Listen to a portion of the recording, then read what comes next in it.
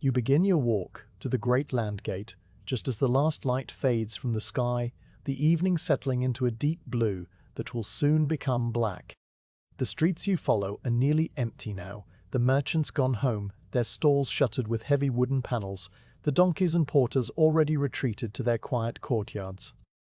Under your boots the paving stones feel smooth and cool, worn into gentle hollows by centuries of footsteps that passed this way before you, and the sensation of that polished stone is as familiar as the weight of your own coat. The air carries the final warmth of the day, trapped in the walls around you, a lingering softness mixed with the scent of dust raised by the last cart that rolled through an hour ago, the dry smell of old timber beams overhead, and a faint trace of sea salt that always drifts in from the Golden Horn when the evening breeze comes from the water. You pass under a wooden balcony, where a lantern still burns behind a lattice screen, its light making a soft orange pattern on the opposite wall. And then you turn a corner, and the street opens up. Ahead, the gate towers in the dimness, its two enormous wooden doors already shut for the night, the iron bands stretching across them in dark horizontal lines against the grain of the ancient oak. The arch above the gate is deep enough to swallow sound and shadow both, a great curved mouth of fitted stone that has stood here for more years than anyone can count, and as you approach it, your own footsteps begin to soften, the click of your boot heels absorbed into that vast, quiet space.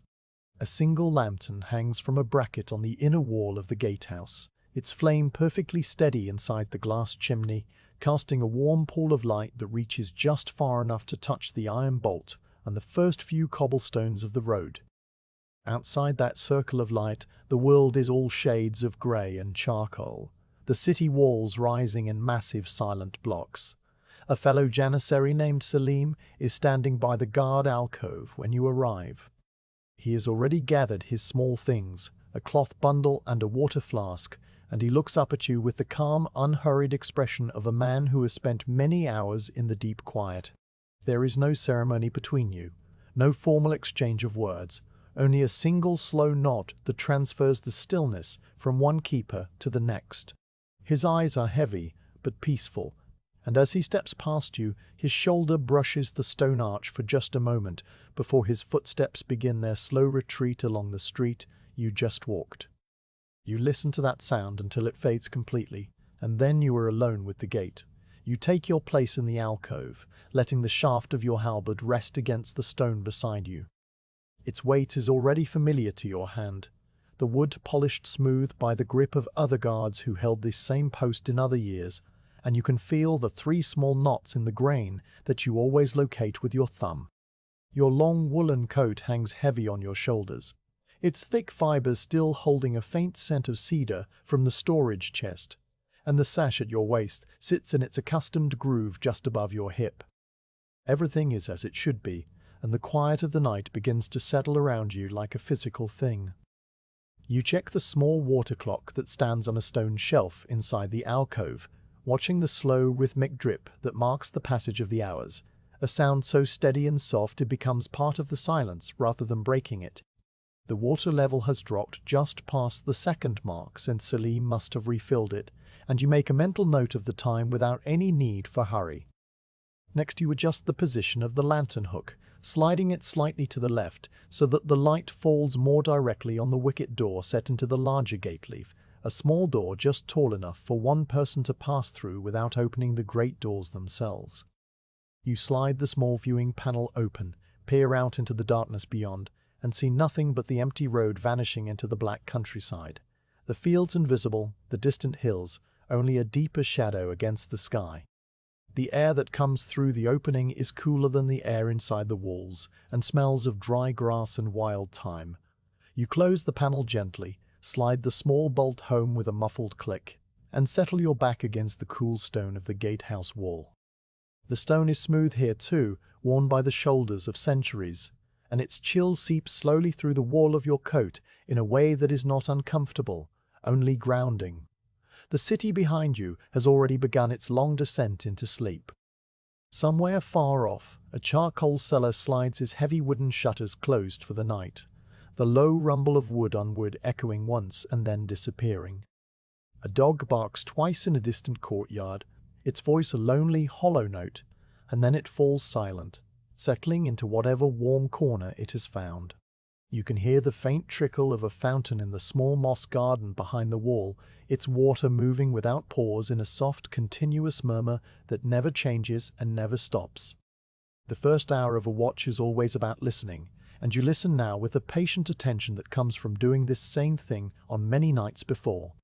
The city sounds recede one by one, as if each is a single instrument in an orchestra that is slowly finishing its piece. The last voice of a street vendor calling out the price of his remaining loaves fades into the warren of lanes. The slap of a woman shaking out a rug from a high window echoes briefly and then is gone. The distant clang of a blacksmith's hammer, already faint, stops completely, and that absence leaves a deeper quiet in its place. Your own breathing becomes part of the rhythm of the gate, each inhale and exhale blending into the motionless air until there is no separation between you and the stone and the night. You let your gaze travel slowly around the space you occupy. The guard alcove is small, just deep enough for one man to stand inside and be sheltered from rain, with a stone bench that you rarely use and a small niche where you have placed your water cup. The walls are of the same massive limestone blocks as the gate itself, their surfaces darkened by lamp smoke over many years, the mortar between them still holding firm after all this time. The iron bracket that holds the lantern is shaped like a curved hand, its metal blackened but solid, and the glass chimney of the lantern is clean because you cleaned it yourself at the start of your duty cycle 3 nights ago. Below the lantern on the floor there is a small, almost heart-shaped stain of oil where a drop fell long ago and was never fully scrubbed away. And you notice it now as you have noticed it on so many nights before, a tiny imperfection that has become a landmark. The gate itself is a presence that never leaves your awareness. The 2 great doors are each made of oak planks thick as a man's chest, joined together with iron rivets the size of small coins, and the crossbeams behind them would require 10 men to lift. You know every iron band by heart. The top one has a slight curve to it, because the wood beneath it warped 2 centuries ago, and the 3rd band from the bottom has a small crack near the center rivet that has never grown larger. The wicket door set into the left leaf is secured by a simple bolt and a heavy iron ring, its edges fitted with felt to keep out the winter drafts, and tonight the felt is doing its work so that no whisper of wind creeps through the seam. Beyond the gate, the road stretches away into the darkness, a pale ribbon of packed earth that disappears into the unseen fields. You have walked that road many times in daylight, so you know exactly what lies there. First, the small cemetery with its cypress trees standing like dark sentinels, then the first olive grove, then the low stone bridge over the dry creek bed, and finally the road climbing into the hills that separate the city from the next town. But tonight you cannot see any of that, and you do not need to. The knowledge of the landscape is enough, a map held entirely in your memory, as still and unchanging as the constellations. The stars have begun to emerge fully now, and through the arch of the gate you can see a rectangle of sky that is thick with them. The moon has not yet risen, so the stars are particularly bright, scattered like fine sand across a black cloth. You can pick out the familiar shapes of the constellations that you have learned to recognize over years of night watches. The bright line of 3 stars that points toward the north, the crooked shape that some call the camel, the large square with a single star near its center. They are in exactly the positions you expect, shifted only a little since last night, advancing across the sky with a slow, indifferent turn of the earth. A single shooting star traces a brief silver line and then vanishes, and you watch the space where it was for a moment before returning your gaze to the gate. Your senses are fully adjusted to the darkness now, and you begin to register gradations of shadow that were invisible before. The deep black under the fig tree near the guardhouse where no light ever reaches, the softer grey of the packed earth road leading to the gate, the silver outline of the watchtower's dome against the star field, the darker silhouette of the cypress rising just behind the wall. Nothing moves. You perform a slow, methodical visual circuit that you have performed on countless nights, letting your eyes travel from the left hinge of the great door to the iron bolt in its socket, then to the right hinge, then down to the small wicket door, then to the ground beneath the lintel, where a stray pebble sometimes catches the lamplight. Tonight there is no pebble. The iron bolt sits exactly where it should, its great shaft as thick as your wrist, its surface dark with age and oil. The hinges, massive iron straps that disappear into the oak, are untroubled. You hear the very distant lap of water against the sea walls, a sound so low it is almost a hum in the bones of the city, coming from the direction of the Golden Horn, where the fishing boats are tied up for the night and the harbour rests beneath a film of calm water. The sound is a constant, like the fountain, a gentle background note that you would only notice if it stopped, and it never stops. Occasionally a night bird calls from somewhere in the gardens, a three-note phrase that repeats twice and then ceases, leaving the air emptier than before. A breeze, very light and very brief, stirs the fig leaves and they rustle against one another with a dry, papery sound before settling again into stillness. You think about the water clock for a moment and turn to look at it. The drip continues, each drop forming slowly at the tip of the spout, swelling until it can no longer hold its shape, and then falling into the lower basin with a soft plink that is swallowed immediately by the stone walls. The mechanism is simple, a copper vessel with a small hole, a float that rises, a tiny pointer that moves across a marked disc. You have looked at this same clock on hundreds of nights, and its slow, methodical movement always brings a sense of calm, because it asks nothing of you and changes only by the smallest increments. The water level has moved another small measure, and you register this without any urgency, just as you register the weight of your own eyelids, which are beginning to feel pleasantly heavy. Time passes in this way, not as a line, but as a slow accumulation of small, repeatable sensations. The coolness on your cheek, the faint smell of lamp oil, the distant view of a single lighted window far across the rooftops that eventually goes dark. You watch that window with a gentle, detached attention, noticing how the light flickers once, perhaps as someone carries a candle to another room, and then steadies again before finally disappearing. The house it belongs to is invisible in the darkness, just one among hundreds of wooden houses that climb the hills of the city, their roofs overlapping like the scales of a fish, their courtyards hidden, their sleeping inhabitants unknown to you.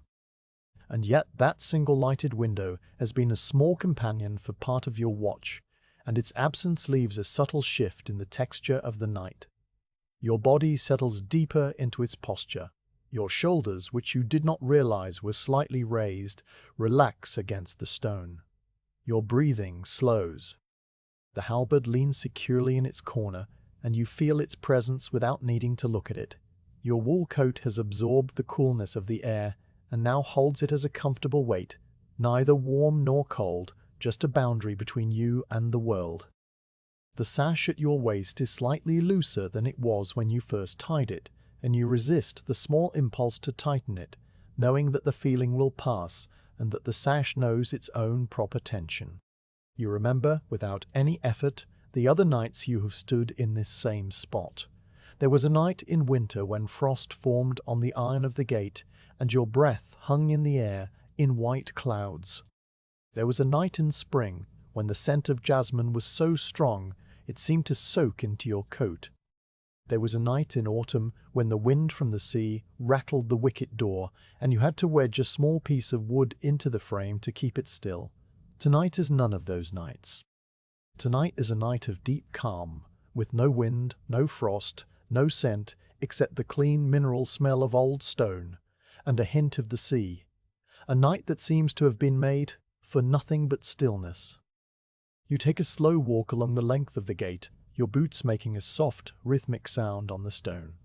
12 paces from the alcove to the far side, where a second arch opens onto a narrow alley that leads to the inner wall. The alley is dark and empty, and you can see the faint outline of a cat slipping between two stones and vanishing without a sound. 12 paces back to the alcove, where the lantern still burns with its steady flame, the oil level in its reservoir barely changed. The act of walking, slow and deliberate, loosens a small stiffness in your legs, and then you are still again, leaning against the stone, watching the sky. The lane beyond the gate is absolutely unchanged. The darkness is complete there, a darkness so thick it seems almost solid, but you know that it is empty, just as it was when you looked a few minutes ago, and just as it will be when you look again.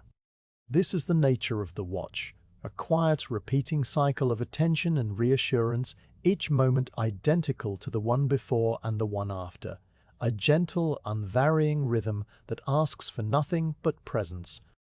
And you are present, fully, calmly, your mind neither wandering nor fixed, just resting in the simple awareness of the gate and the night and the sleeping city. The gate is secure.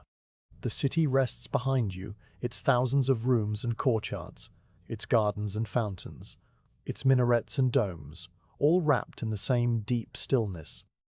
You feel the weight of that stillness, not as a burden, but as a quiet gift, a temporary holding of the world's peace in the palm of your hand. And as the night deepens and the first hour of your watch comes to a close, you settle into that peace, letting it cover you like another layer of wool, letting the slow drip of the water clock count out the long, calm hours ahead. The first hour of a watch is a slow settling, a gradual deepening of the quiet that began when Selim's footsteps faded and left you alone with the gate. You do not move at first, letting your weight distribute itself evenly across both feet, letting the stone wall receive the slight pressure of your shoulder.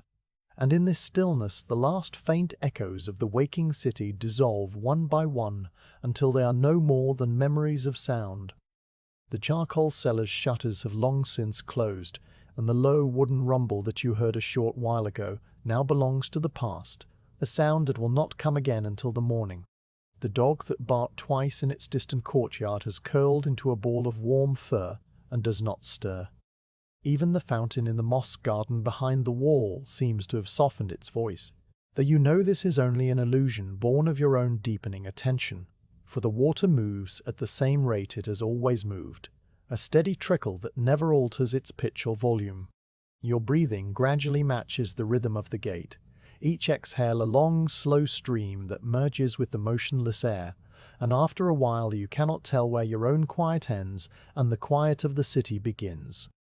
The lantern on its iron bracket has settled into a perfectly steady flame, the evening breeze having died completely, so that the small tongue of fire stands upright without a flicker, as if painted on glass. Its light spreads outward in a warm circle that touches the iron bolt, the edge of the wicket door, the packed earth just beyond the threshold, and a portion of the alcove wall where the smoke of many years has darkened the limestone to the color of old honey. Outside that circle, the world is a study in greys, the massive walls blending into the sky, the fig tree a dense silhouette, the rooftops a jagged line against the emerging stars. You shift your weight from your left foot to your right, a movement so slow and small that it barely disturbs the air, and the leather of your boots creaks once, a soft, dry sound like the opening of a well-worn book. Then you shift back again, finding a new arrangement of pressure that eases a faint stiffness in your knee, and you settle into that position as if into a favorite chair. Your body knows this rhythm, this quiet dance of tiny adjustments that keeps the blood moving and the mind alert without ever breaking the spell of stillness. Your coat, heavy wool dyed a deep blue so dark it appears black in the lamplight, hangs from your shoulders in familiar folds, and you feel its weight as a comfort rather than a burden, a constant presence that has accompanied you through winter frosts and summer nights alike. Your right hand rests on the shaft of the halberd, and after a time your thumb begins to move, tracing the surface of the wood with a slow, absent motion that requires no conscious thought. There are 3 small knots in the grain, set in a diagonal line about halfway down the shaft, and your thumb finds them one by one, the first a tight oval, the second slightly larger and rougher, the third a smooth whorl that fits into the pad of your thumb like a small bowl. You have touched these knots on 1,000 nights, and they have become a quiet ritual, a way of marking time that has nothing to do with the water clock and everything to do with the deep, patient part of yourself that knows how to wait. The wood is warm where your hand has held it and cool everywhere else, and the contrast is another small detail that belongs to this hour. The water clock continues its endless conversation with itself, each drop forming at the copper spout, swelling into a tiny sphere that catches the lantern light for an instant, and then falling into the basin with a soft, musical plink that fades immediately into the stone. The mechanism is as simple as a thing can be: water stored in an upper vessel, released through a small aperture, collected in a lower vessel, where a float rises and a pointer creeps across a marked brass disc. You glance at the disc now and see that the pointer has moved perhaps a quarter of the way between the second and third marks since you arrived, which means the first hour is passing as it should. Neither quickly nor slowly, just moving at the same unhurried pace it has kept since the clockmaker first assembled these copper pieces in his workshop long ago. The sound of the drip is so constant that you stop hearing it after a while, the way you stop hearing your own heartbeat, and then you become aware of it again, and then it fades once more, a gentle cycle of attention and release. The night deepens, and with it the sky fills more completely with stars. The rectangle of darkness framed by the gate's arch is now a dense field of light points, some bright and steady, some so faint they appear only when you look slightly to the side of them. You can see the great band of the Milky Way arching from behind the minaret of the nearby mosque and trailing toward the dark hills beyond the walls, a river of pale light that seems to flow without moving. The constellations that you know by heart have shifted just a fraction of a degree since you arrived, an advance so small that only someone who watches the sky every night would notice it. And you notice it now with a quiet satisfaction. The same satisfaction you feel when the iron bolt slides into its socket without resistance or when the lantern flame burns without flickering. A single night bird calls from somewhere in the gardens, a long descending note that sounds almost like a question, and then the silence returns, thicker than before. The bird does not call again, and you imagine it settling its wings and tucking its head beneath them, joining the rest of the sleeping city. From the direction of the Golden Horn comes the faintest murmur of water against stone, a sound so low and distant that it might be mistaken for the blood moving in your own ears, but you know it for what it is, the gentle lap of the sea against the harbour walls, the same sound that has lulled sailors and fishermen to sleep for as long as the city has stood on this peninsula. It is a sound without variation, a soft, continuous hum that underlies all the other sounds of the night and remains when they have gone. The temperature has dropped a little since you arrived, not enough to be called cold, just enough that the air feel cleaner and sharper, as if the dust of the day has settled and left behind only the essential elements of the night.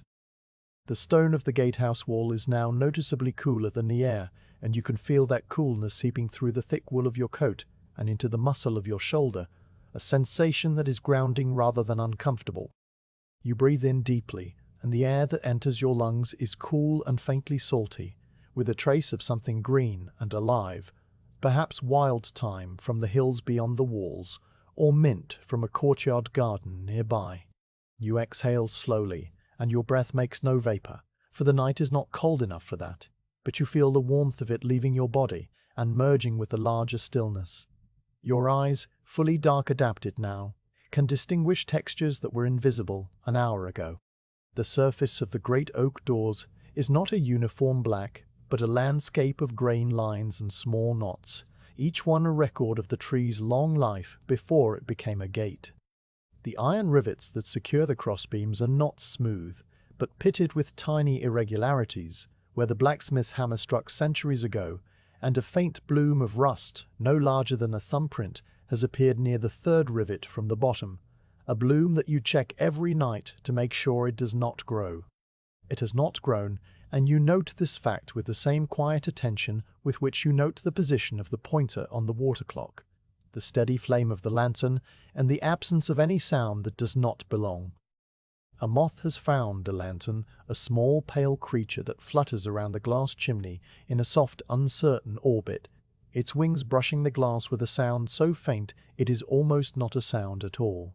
You watch it without moving, seeing the way the light passes through its wings and makes them glow, and after a short while the moth veers away into the darkness, disappearing as completely as if it had never been. The flame does not flicker during this encounter, and the circle of light remains unbroken, and you return your gaze to the gate, to the road beyond, to the sky above, to the quiet, familiar world of your watch. Time, in this hour, does not move forward in the ordinary way. It pools and spreads, filling the space around you until there is no past and no future, only a single, extended present that contains everything you need. The water clock says that the first hour is passing, but your deeper self feels no hurry, no impatience, no desire for the watch to end. There is a small, quiet joy in this stillness, a contentment that arises not from anything that happens, but from the simple act of being present in a place that expects nothing more than your attention. The coolness on your cheek is not the same coolness you felt earlier, but a new sensation, fresh and immediate, and yet it connects you to all the other nights you have stood here, all the other hours you have spent in this same pool of lamplight. You take another slow walk along the length of the gate, 12 paces from the alcove to the far arch, and 12 paces back, your boots making the same soft, rhythmic scuff on the stone. The cat that slipped through the alley earlier has not returned, and the alley is an empty rectangle of deeper darkness, its walls narrowing to a point where the inner wall meets the gatehouse. You pause at the far end and look up at the watchtower, its dome a perfect curve against the star field, its small window dark and silent. No light burns in that window tonight, which means the tower watchman is making his rounds elsewhere, perhaps walking the parapet above the seawall, perhaps standing at the corner where the land wall meets the water and listening to the same distant lap of waves. You will not see him until the morning if you see him at all, but his absence is a comfortable one, a part of the quiet order of the night. Back at the alcove, you check the lantern's oil level and find it still well above the halfway mark, the amber liquid clear and steady, its surface unrippled.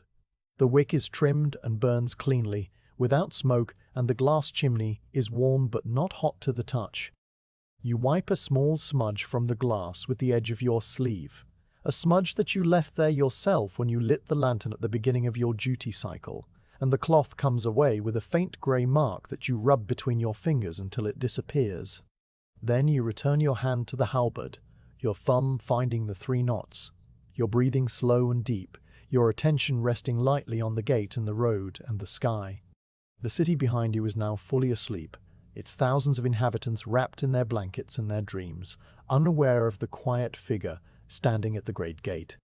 You think of them without any particular emotion, a calm awareness that your watch keeps them safe, not from any immediate threat, but from the small disorder of an unwatched world.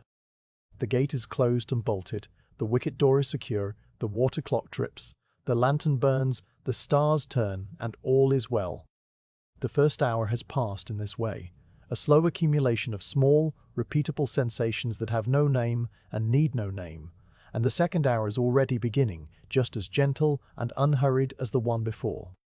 The second hour of the watch arrives without announcement, slipping into the alcove as quietly as the moth that earlier circled the lantern and then vanished into the greater dark. You feel its arrival not as a change, but as a deepening, a gradual thickening of the stillness that has surrounded you since the gate was closed, and you settle into this new hour with the same patient ease with which you settled into the first. The water clock's pointer has crept past the second mark, and now hovers somewhere in the space between marks, a space that has no name and no number, just a quiet continuation of the steady drip that measures out the night in small, identical increments. The lantern flame stands as upright and motionless as it did when you arrived, and the circle of warm light on the stone floor has not shifted by so much as a finger's width. In this hour, silence ceases to be merely the absence of sound and becomes something you could almost touch, a substance that fills the arch of the gate like water filling a cistern. It has weight and texture, a smooth, cool presence that presses gently against your ears and seems to slow the movement of your own thoughts. The city behind the gate is now so deeply asleep that even the dreamers have stopped stirring, and the thousands of sleeping minds have descended into that bottomless quiet where no images move and no voices speak. You can feel that collective stillness as a physical quality in the air, a soft, dense calm that wraps around the stones of the wall and the timbers of the gate and the wool of your coat, binding everything together in a single, seamless whole. The very distant lap of water against the seawalls is still there, so faint and low that it might be the echo of an echo, yet it persists, a gentle, rhythmic pulse that has been sounding since before the city was built and will continue sounding long after. You do not so much hear it as sense it, the way a man senses the beat of his own heart when he lies very still in the dark, and it becomes a kind of anchor, a constant bass line beneath the silence that reassures you of the world's steady turning. Sometimes the sound seems to swell for a moment, as if a slightly larger wavelet has found its way into the harbour, but the change is so subtle that you can never be certain whether it happened outside your ears or inside them. Your eyes, now fully adapted to the darkness, begin to show you things that were invisible in the first hour, gradations of shadows so fine that they seem like a new language of light. The deep black under the fig tree near the guardhouse is not a uniform void, but a layered darkness, with the trunk of the tree a solid pillar of deeper black against the slightly softer black of the leaves, and behind the leaves a suggestion of the wall that you cannot see, but know is there. The softer grey of the packed earth road leading to the gate reveals itself to be not one grey, but many, a patchwork of pale dust, darker pebbles, and the faintest trace of wheel ruts left by the last cart that passed before sunset. The silver outline of the watchtower's dome against the star field is so delicate that it might be drawn with a single hair dipped in moonlight, a perfect curve that seems to float above the darker mass of the tower itself. You look at the great doors with this new deepened vision, and the familiar iron bands reveal details that you have seen 100 times but never quite noticed in this way. The topmost band, the one with the slight curve where the wood beneath it warped 2 centuries ago, has a surface that is not merely dark but subtly textured, with tiny pits and scratches left by the blacksmith's hammer, and along its upper edge runs a hairline crack in the iron that has been there so long it has become part of the metal's character, no more a flaw than the knots in your halberd shaft. The middle band catches a faint gleam of starlight along its lower rim, a gleam so faint that it disappears if you look directly at it, and only returns when you shift your gaze slightly to the side. The third band from the bottom, the one with the small crack near the center rivet, shows no change since the last time you examined it, and you note this with the same quiet satisfaction you feel when any part of the gate proves itself still sound. Nothing moves in the field of your vision, and this absence of movement is itself a kind of presence, a perfect stillness that seems to hold its breath along with you.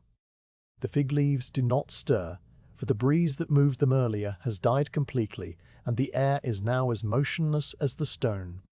The cat that slipped between 2 stones has not reappeared, and the alley beyond the far arch is a rectangle of absolute darkness that might extend forever. Even the shadows cast by the lantern seem fixed in place, as if they have been painted onto the alcove wall, and will remain there until the sun rises. You become aware of your own stillness as part of this larger pattern, your body as motionless as the gate itself, and the boundary between watcher and watched grows soft and indistinct. You perform a slow, methodical visual circuit, letting your eyes travel across the gate and its surroundings in an order that has become second nature, a quiet ritual that structures the formless hours of the night. You begin with the left hinge of the great door, a massive iron strap that disappears into the oak like a thick black ribbon, its rivets set in a vertical line of 5. All 5 are tight and unrusted, their heads slightly domed and catching a pinpoint of lantern light on their highest curves.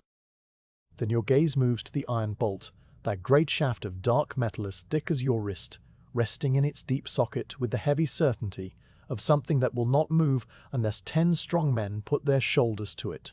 The bolt's surface is dark with age and oil, and along its length runs a faint pattern of scratches where the sliding mechanism has worn a path over countless years. From the bolt, your eyes travel to the right hinge, a mirror of the left, its 5 rivets equally tight and sound, its iron surface showing the same tiny pits and the same faint gleam of starlight along its lower edge. Then you look at the wicket door set into the larger leaf, its edges fitted with felt to keep out the draughts, its small iron ring hanging motionless against the wood. The wicket's bolt is in place, a smaller version of the great bolt, and you can see the thin line of darkness where the door meets the frame, a line that has not widened or narrowed since you last checked it.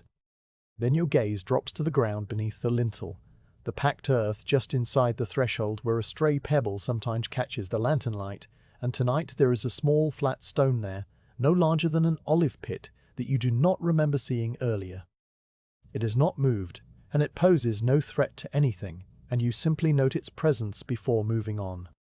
Your circuit continues upward now, to the stone arch that curves above the gate, its massive limestone blocks fitted together with joints so thin they are barely visible, the mortar between them still pale and sound after all the centuries. A small tuft of dry grass has taken root in one of the joints, a tiny bristle of vegetation that turns silver in the starlight, and you have seen it there for so many seasons that it has become an old friend, a small living thing that shares your watch without ever asking for anything. Above the arch, the watchtower rises, and you let your gaze climb its wall, noting the small window halfway up, dark and empty, and then the cornice where the stonework meets the dome, and finally the dome itself, that perfect curve of lead sheeting that glimmers faintly against the thick scatter of stars. Beyond the dome, the sky presents itself in all its depth, a vast, silent ocean of darkness filled with more lights than any man could count. The Milky Way has shifted a little since you last looked, its great river of pale light now arching more directly overhead, and the bright star that marks the tip of the camel's tail has risen slightly higher above the eastern hills. The constellations keep their slow, indifferent march, and you watch them without impatience, knowing that they will be in roughly these same positions when you stand here tomorrow night and the night after that. A single planet, brighter and steadier than the stars around it, hangs just above the rim of the land wall, its light a calm, unwinking point that seems to watch you as quietly as you watch the gate. The stillness is so complete now that you can hear the faint, high-pitched hum of your own ears, a sound that is always present but only noticeable in the deepest quiet, and you listen to it for a moment before letting it fade back into the larger silence. You can hear, too, the soft whisper of your own breathing, a gentle rise and fall that is as regular as the water clock's drip, and the faint creak of your coat when you shift your weight by the smallest fraction. These sounds do not disturb the silence, but rather seem to be woven into it, threads of life in a vast tapestry of stillness, and you accept them as you accept everything else in this hour, without judgment, without urgency, with a calm attention that asks for nothing but the moment itself. The city breathes gently behind its walls, a breathing that you cannot hear but can feel, a slow collective rhythm made of thousands of sleeping chests rising and falling in unison. The houses that climb the hills in their overlapping rows are dark shapes now, their wooden roofs silvered by starlight, their courtyards hidden, their fountains murmuring softly to themselves. The minarets rise above the rooftops like slender fingers pointing toward the sky, and the domes of the mosques are pale curves that seem to float above the darker mass of the buildings. Nothing moves in any of these places, and the peace that rests upon them is as deep and old as the stones themselves. You let your gaze return to the gate, to the iron bolt and the wicket door, and the small flat stone beneath the lintel, and you find them all exactly as you left them, unchanged and unchanging. The lantern continues to burn with its steady, silent flame, the oil level now just barely lower than it was when you last checked, and the glass chimney remains warm and clear. The water clock's drip continues its endless conversation with the basin, each drop identical to the one before, each soft plink swallowed by the stone. Your halberd waits in its corner, its 3 knots exactly where they have always been, and your coat hangs from your shoulders in its familiar folds, and the night moves forward in its slow, unhurried way, asking nothing of you but your presence, which you give freely, completely, as the second hour of the watch deepens toward the third. Even the deepest quiet has its small vocabulary, a set of familiar sounds that arrive singly and leave a deeper stillness in their wake, and by the 3rd hour of the watch you have come to know these sounds as well as you know the 3 knots on your halberd shaft. They do not disturb the silence, but rather define it, each one a brief, soft interruption that reminds you of the world's gentle persistence. You stand at the gate with your weight settled evenly and your breathing slow, listening not for anything in particular but simply receiving the night's quiet speech as it comes. The lantern flame remains perfectly upright, its circle of light unwavering on the stone floor, and the water clock continues its steady drip in the alcove behind you, a sound so constant that it has become a part of the silence itself. The first sound comes from very close by, a dry, papery rustle that you recognize instantly. The single palm frond that grows from a stunted tree planted in a small earth-filled gap of the inner wall. This frond has been there for years, its long narrow leaves always touching the stone, and whenever a breath of air moves through the gate arch, it stirs. The movement now is almost imperceptible, just a whisper of friction as the leaf tips drag across the rough limestone, a sound like an old man turning a page in a book of hours. It happens once, pauses, happens again a little softer, and then ceases entirely as the air settles back into stillness. You have heard this rustle on so many nights that you could recreate its rhythm from memory, a quiet, irregular pattern that asks for nothing and means nothing beyond the simple fact of a leaf meeting stone. After the palm frond stills, the silence returns fuller than before, as if the small sound had scooped out a hollow place for itself and left that hollow behind. You let that deeper silence rest around you, feeling it press against your ears in that pleasant way, and you wait without expectation. The next sound, when it comes, drifts from much farther away, a long, melodic line that unwinds across the rooftops from the direction of the nearest minaret. It is the late-night call of the mezzan, not the full call to prayer, but a shorter, softer invocation that some of the older men still offer in the deep hours. The voice rises in a gentle arc, the words stretched into notes that seem to hang in the air like ribbons, and the melody is one you have heard since childhood, a pattern of rises and falls that soothes rather than summons. The sound reaches you not as a demand, but as a gift, a quiet reminder that other men are also awake in the darkness, keeping their own watches of a different kind. The voice holds its final note for a long, slow breath, allowing it to thin and fade naturally rather than cutting it off, and when it finally dissolves, the silence that follows is immense and welcoming. You notice that even the water clock's drip seems gentler in the aftermath, as if the whole world has been softened by that single voice. The sound does not echo, it simply ceases, and the night folds back over itself like a blanket pulled smooth. You do not move. You feel the cool stone against your shoulder blade, the wool of your coat heavy and warm, and you continue to listen.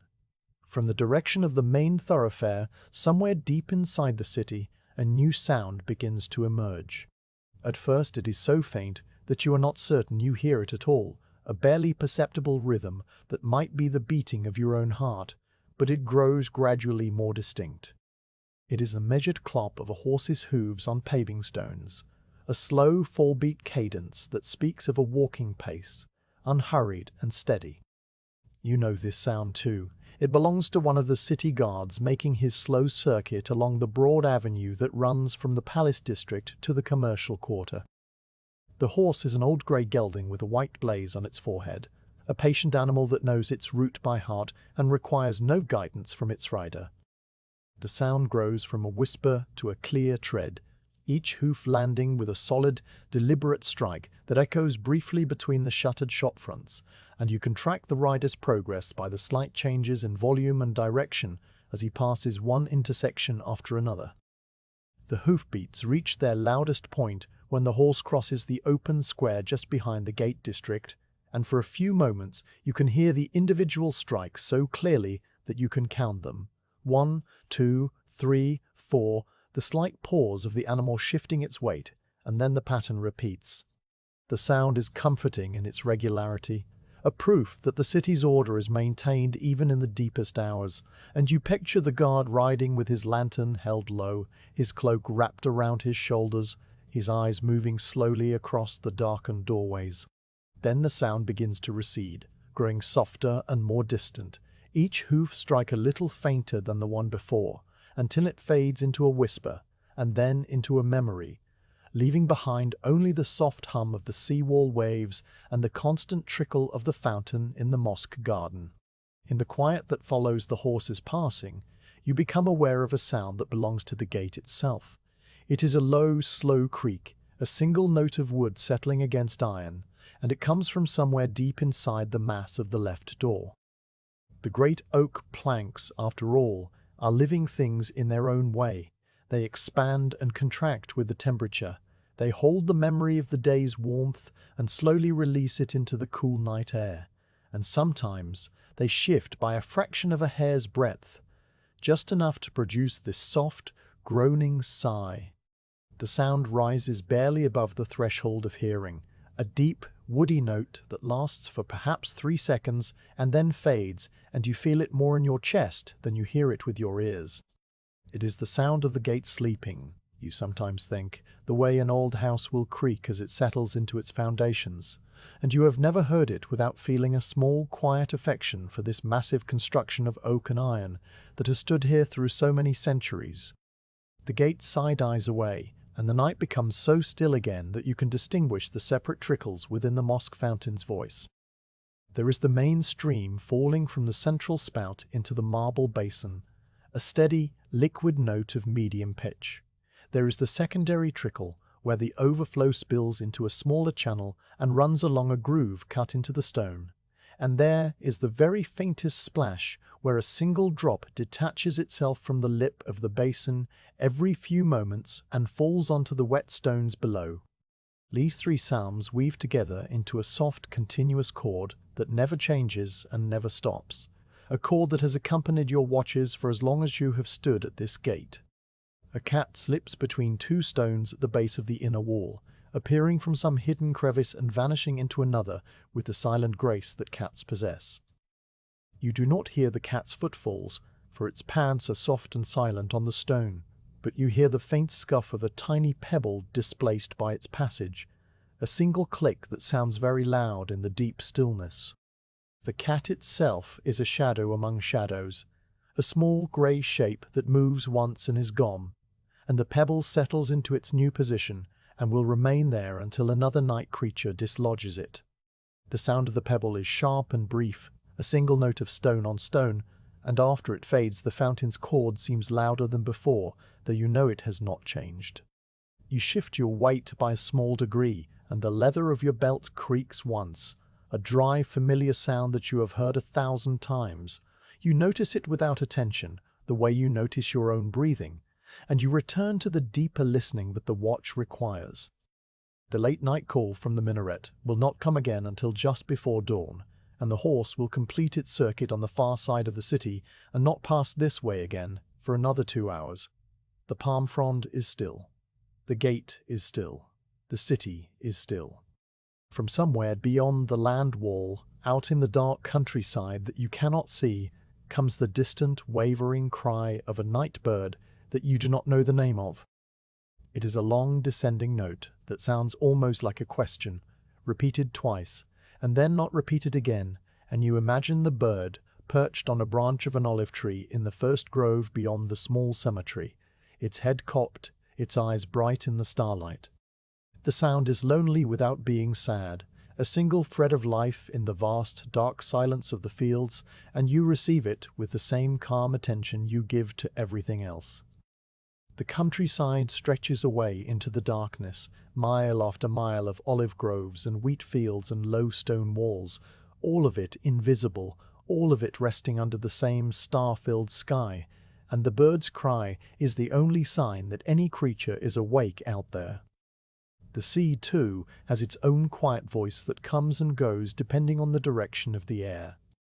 When the night is very still, as it is now, you can hear the soft, rhythmic wash of small waves against the base of the seawall, a sound that is more a feeling than a sound, a gentle, repeating pulse like the breath of a sleeping giant.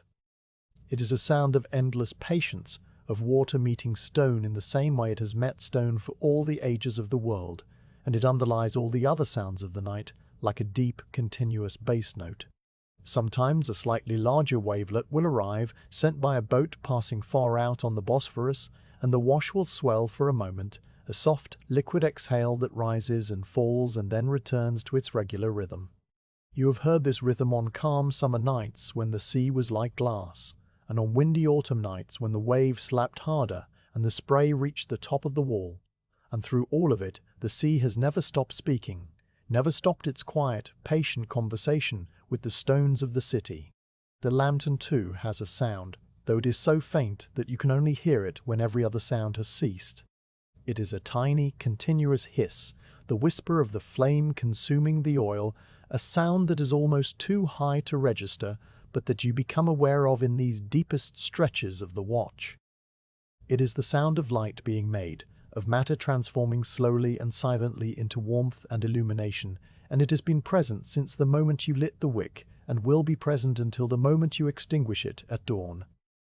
You lean a little closer to the lantern, and the hiss becomes slightly more audible, a thin, steady stream of sound like a distant waterfall reduced to a single drop's width, and then you lean back and it fades into the larger quiet. The night has its own rhythm now, a slow, repeating cycle of sound and silence that your body has learned to anticipate. A distant dog may bark once and fall quiet. The fountain continues its three-part chord. The sea breathes in and out against the wall. The lantern hisses to itself. The water clock drips. And between each of these sounds, the silence pools and deepens, a presence as real and tangible as the stone beneath your feet. You are not a listener separate from these sounds, but a part of them, a quiet consciousness suspended in the middle of the night's gentle music, and the boundary between yourself and the world grows soft and porous, so that the creak of the gate might be the creak of your own bones settling, and the drip of the clock might be the drip of your own slow thoughts. A light breeze stirs again, just enough to move the palm frond a second time, and the dry rustle comes and goes like a whispered word. The lantern flame flickers once, a tiny flutter of orange that rights itself immediately, and the shadows on the alcove wall dance for a single heartbeat before returning to their fixed positions. The breeze carries a faint scent of wild thyme from the hills, a clean, green smell that mingles with the salt of the sea and the warm oil of the lantern, and then the air settles and the scents settle with it, and everything is still once more. You breathe in that brief gift of fragrance and breathe out slowly, feeling the cool air fill your lungs and leave them, and you return to your listening patient and calm, as the fourth hour of the watch begins its slow approach. Around the midpoint of the watch, when the water clock's pointer has drifted past the fourth mark and the night has settled into its deepest phase, a small familiar need makes itself known in the quiet background of your awareness. It is nothing urgent, just a gentle suggestion from your body that the time has come for the small meal you packed many hours ago in the barracks kitchen. You do not hurry toward it. The gate remains secure, the wicket door bolted, the road beyond empty and silent, and there is no reason to break the stillness any faster than the stillness itself wishes to be broken. You let the moment arrive at its own pace, finishing the slow visual circuit of the gate that you were performing, your eyes traveling across the left hinge, the iron bolt, the right hinge, the felt-edged seam of the wicket door, the ground beneath the lintel where the small flat stone still rests undisturbed. When the circuit is complete, you turn slowly toward the guard alcove, your boots making a single soft scuff on the stone, and you reach into the niche beside the water clock, where you placed your cloth bundle at the start of the watch. The bundle is a square of undyed linen, its fibers soft from many washings, and it sits exactly where you left it, folded over itself with the edges tucked under. You lift it with both hands, feeling the slight weight of its contents, and you carry it to the stone bench set into the alcove wall.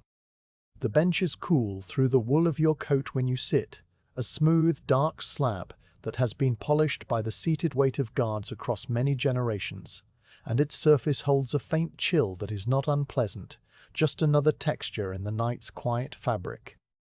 You unfold the linen with slow, deliberate movements, laying it open across your lap so that the cloth becomes a small table, its edges draping over your knees. Inside the bundle there are three things: a round of flat bread folded around a piece of white cheese, a small handful of black olives glistening faintly with their own oil, and a single dried fig that has been pressed into a disc and dusted with a fine white powder of its own natural sugars. The food is simple, the same meal you have brought to the watch for years, and its familiarity is a comfort. The bread is slightly warm from having been carried inside your coat all these hours, and the cheese has softened to exactly the right consistency, neither crumbly nor melted. The olives are small and dark, the kind that grow on the hillsides outside the city walls, cured in brine and packed in their own small clay jar before you transferred them to the cloth. You begin with the bread and cheese, lifting the folded round with both hands and bringing it to your mouth. The bread is thin and pliable, its surface dusted with a fine layer of flour that leaves a faint white mark on your fingertips, and when you bite into it, the crust yields softly, giving way to the tender interior. The cheese inside is mild and creamy, made from sheep's milk and aged for just a few weeks, so that its flavor is gentle rather than sharp, a clean white taste that fills your mouth without demanding attention. You chew slowly, letting each bite become a small event in the quiet of the alcove, the soft sound of your own chewing, the only noise in the world. You swallow and take another bite and then another, and the bread gradually diminishes in your hands while the night continues its slow, indifferent turning outside the gate. Between bites, you look up at the rectangle of sky framed by the arch, and you notice that the constellations have shifted a little more since you last studied them.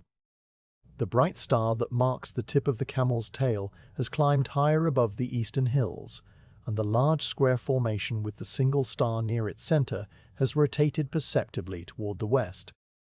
These changes are so small that only someone who watches the sky every night would register them, and you register them now with a quiet satisfaction, a sense that the universe is keeping its appointments just as faithfully as you are keeping yours. The stars do not hurry, and neither do you. You take another bite of bread and cheese and you watch the sky with a calm, unhurried attention that asks for nothing in return. When the bread and cheese are finished, you brush the last few crumbs from the linen cloth, gathering them into a small pile in the center of the fabric. Some of these crumbs will fall to the ground later, and the small brown birds that live in the fig tree will find them in the morning, pecking at the stone with their quick, precise beaks until every last speck is gone. You like this small continuity, the way your meal feeds not only you, but also the creatures that share the gate with you, even if they do not know it. You set the thought aside and reach for the olives.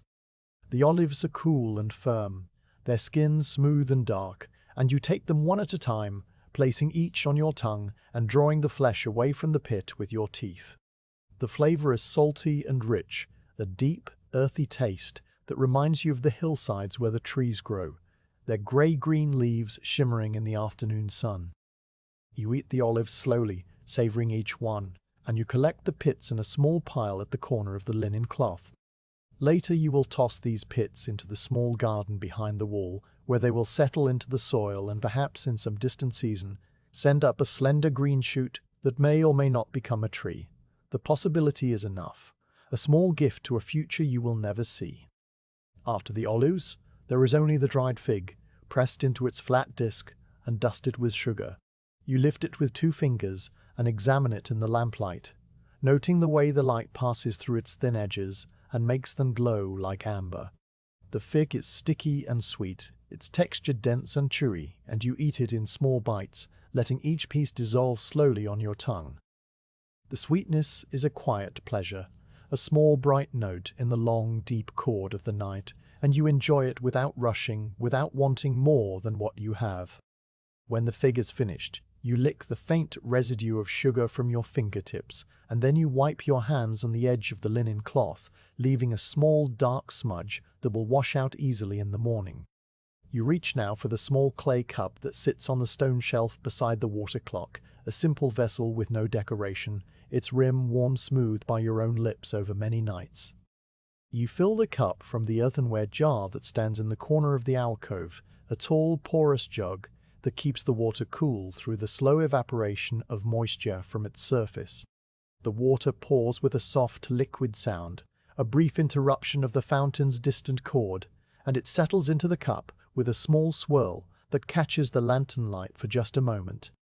You lift the cup and drink, and the water is cool and clean, tasting faintly of the clay jar and the deep well from which it was drawn. It washes away the last traces of salt and sweetness from your mouth, leaving behind only a clean, neutral freshness that feels like a resetting of the senses. You drink the entire cup, slowly, in small sips, feeling the cool water travel down your throat and spread through your chest, a pleasant sensation that grounds you further in the present moment. Then you pour a second cup and drink that too, because the night is long and the body needs its small replenishments. The water jar, when you check it, is still more than half full, and it will easily see you through to the morning. You wipe the cup with a corner of the linen cloth, drying the inside and the rim, and you return it to its place on the stone shelf, where it sits in the same small depression it has occupied for all the nights you can remember. The meal is finished now, and you fold the linen cloth carefully, bringing the corners together and tucking the edges under to form a neat square, the olive pits wrapped securely inside. You will dispose of the pits later, when you take your next slow walk along the length of the gate. For now, you place the folded cloth back into the niche beside the water clock, and you rise from the stone bench, feeling the slight stretch of muscles that have been sitting still for a while. The meal has not broken the stillness of the watch, but has rather become a part of it, a quiet ritual that marks no passage of time, only the continuation of a calm state. You return to your post beside the gate, your halberd waiting exactly where you left it, the lantern flame still burning steadily, the road beyond the wicket door still dark and empty. The taste of salt and wheat lingers in a peaceful way at the back of your mouth, a faint reminder of the small pleasure you just experienced, and the cool water sits comfortably in your stomach. You feel a quiet contentment, not the sharp happiness of a great event, but the deep, soft satisfaction of a simple need met in a simple way, and you settle back into your watching with a renewed sense of calm. The sky has continued its slow rotation while you ate, and you look up at it now with fresh eyes, observing how the constellations have moved just a little further along their ancient paths. The planet that hung above the rim of the land wall has shifted slightly to the west, its steady, unwinking light now positioned directly above the watchtower's dome, and the Milky Way has arched a fraction further across the zenith. The stars, in their quiet billions, ask nothing of you. They simply are, as the gate simply is, as you simply are. And the three of you share this moment in perfect stillness, companions in the deep night. You take a slow breath, letting the cool air fill your lungs completely, and you exhale just as slowly, feeling the warmth leave your body and merge with the larger darkness. The meal has settled you in a way that goes beyond simple nourishment, a grounding of the body and the spirit that makes the remaining hours of the watch seem not like a duty to be endured, but like a quiet gift still unfolding. The fountain continues its soft, three-part chord in the mosque garden. The sea breathes in and out against the seawall.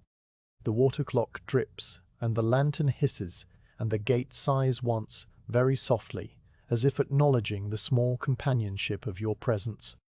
You rest your hand on the halberd shaft, your thumb finding the first of the 3 knots without conscious effort, and you return to your quiet, patient attendance on the night.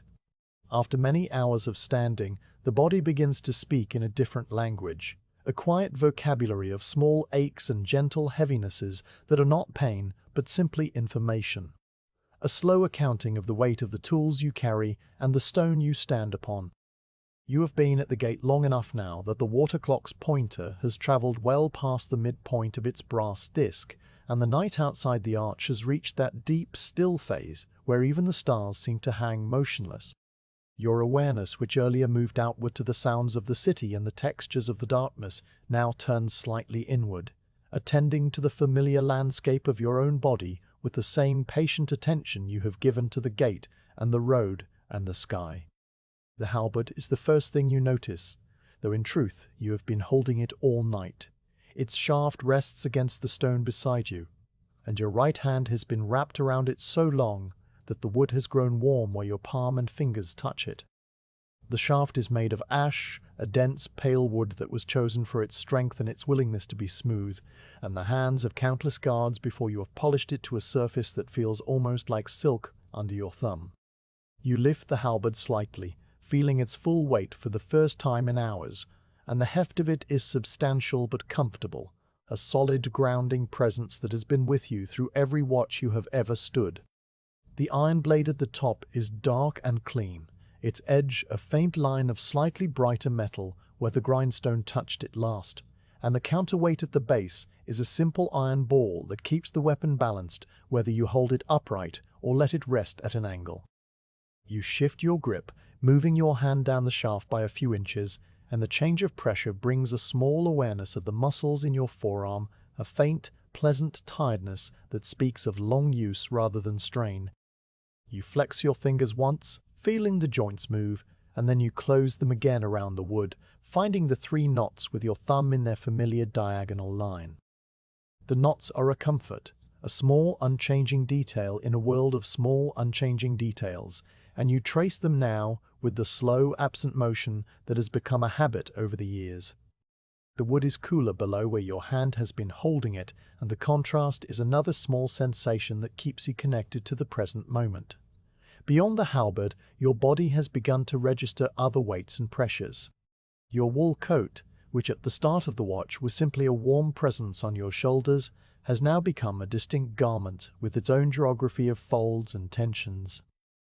The collar sits against the back of your neck, its edge slightly rough where the wool has been fulled to a dense felt, and you can feel each small fiber against your skin when you turn your head. The shoulders of the coat are the heaviest part, where the wool has been doubled and reinforced to shed rain, and you feel that weight as a gentle downward pull that runs along your shoulder blades and down the outside of your arms. The sleeves are slightly too long, as they have always been, and the cuffs have folded back on themselves to form a soft, thick ridge that rests against your wrists, a ridge that you sometimes rub with your opposite thumb when the night is very cold. The sash at your waist has settled into its own comfortable groove over the hours, the long strip of woven cotton wrapped 3 times around your middle and tied in a flat knot at your left hip. When you first tied it this evening, you pulled it snug, but the warmth of your body and the slow movements of the watch have loosened it just a little, so that it now sits against your coat with a slight, even pressure that is firm without being tight. You could reach down and tighten it, but the impulse does not become an action, because the sash is doing its work, holding the coat closed and keeping the night air from reaching your chest.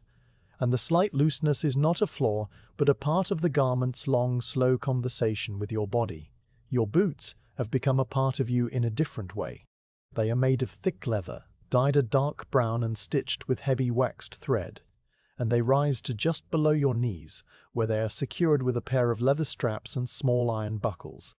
The leather has molded itself to the shape of your feet over years of wear, so that the boots feel less like something you put on and more like a second skin, a tough, protective layer that separates you from the stone without separating you from its coolness. The soles are made of several layers of leather pegged together with small wooden dowels, and they have worn smooth on the bottom, so that when you walk on the paving stones there is very little grip, just a smooth, quiet slide. You can feel the hardness of the stone through the soles, but it is a distant sensation, filtered through all that leather, and it tells you that the ground is still there, still solid, still supporting you. You shift your weight from your left foot to your right, a slow, deliberate movement that involves your whole body in a quiet chain of adjustments. Your left knee bends slightly, releasing the pressure that has been building there, and your right leg takes the weight, the muscles in your right thigh engaging with a small, almost imperceptible effort. Your hips shift by a fraction of an inch, and your spine straightens just a little, and your shoulders roll back and then settle forward again into their natural position. The whole movement takes perhaps 3 seconds, and it leaves you standing in a slightly different arrangement than before, your weight distributed along new lines that will themselves become familiar over the next hour, and then you will shift again, and so the night will pass, a slow, quiet dance of small adjustments that keep the body awake and at ease. The stone wall against which you sometimes lean has its own temperature and texture, and you notice these now as if noticing them for the first time. The limestone blocks are cool but not cold, their surface temperature several degrees below that of the air, and the coolness seeps slowly through the wool of your coat and into the muscle of your shoulder, a sensation that is bracing rather than chilling. The surface of the stone is not perfectly smooth but faintly rough, with tiny pits and irregularities that you can feel through the fabric, and there is one particular spot, just to the left of where your shoulder blade rests, where a small fossil shell is embedded in the limestone, a delicate spiral that was once a living creature in a warm sea that covered this land long before the city was built. You have found this fossil on many nights, and your fingers know its shape without needing to see it, a small ridged curve no larger than a thumbnail, a quiet reminder of the deep time that underlies everything.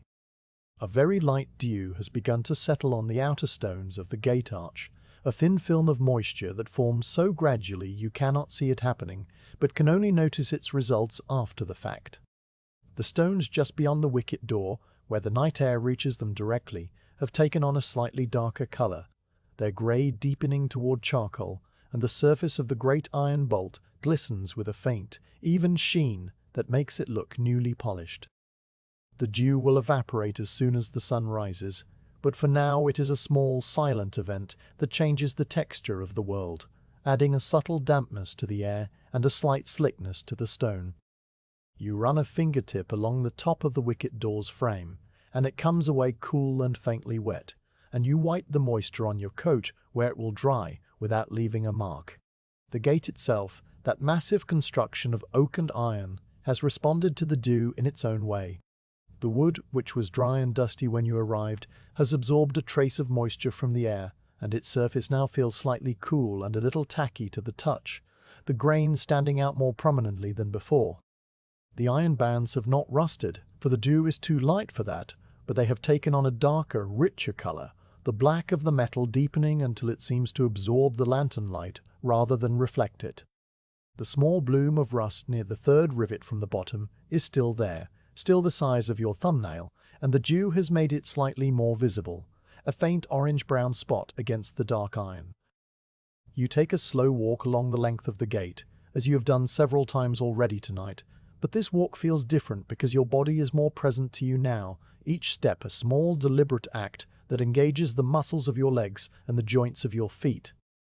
12 paces from the alcove to the far arch, where the narrow alley disappears into darkness, and 12 paces back, your boots making a soft, rhythmic scuff on the stone that echoes briefly and then fades. During the walk, you notice the way your arms swing slightly, the way your head stays level and your eyes move across the gate, checking the same details you have checked all night. The walk loosens a small stiffness in your knees and sends a gentle warmth through your calves, and when you return to the alcove, you feel more awake, more present, more connected to the quiet task of guarding.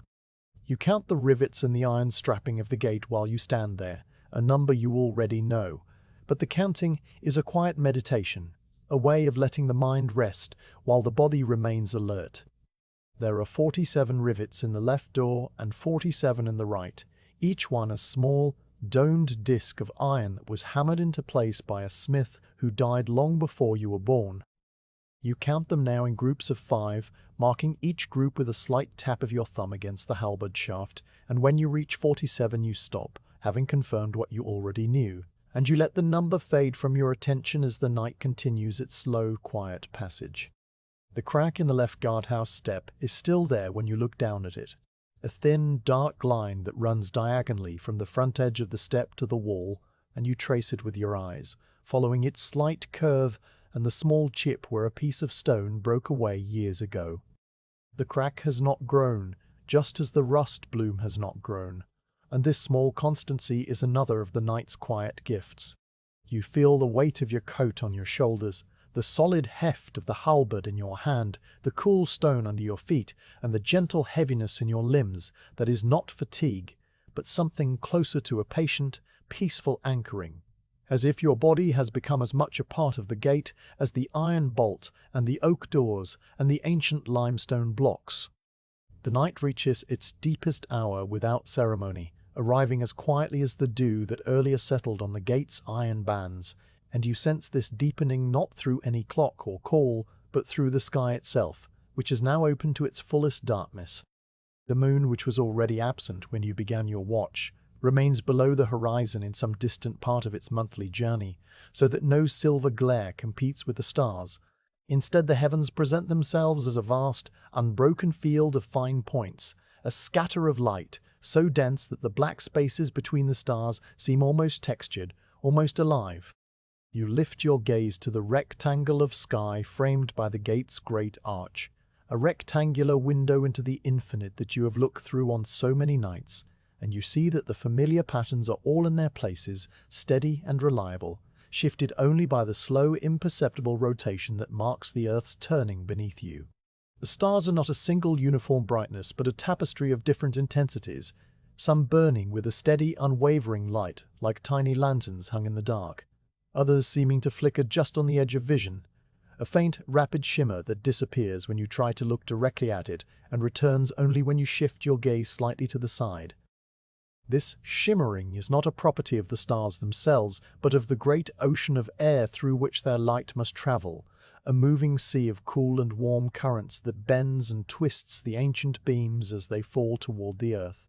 And you have watched this quiet dance on so many clear nights that it has become a familiar part of the sky's character, as constant as the constellations themselves.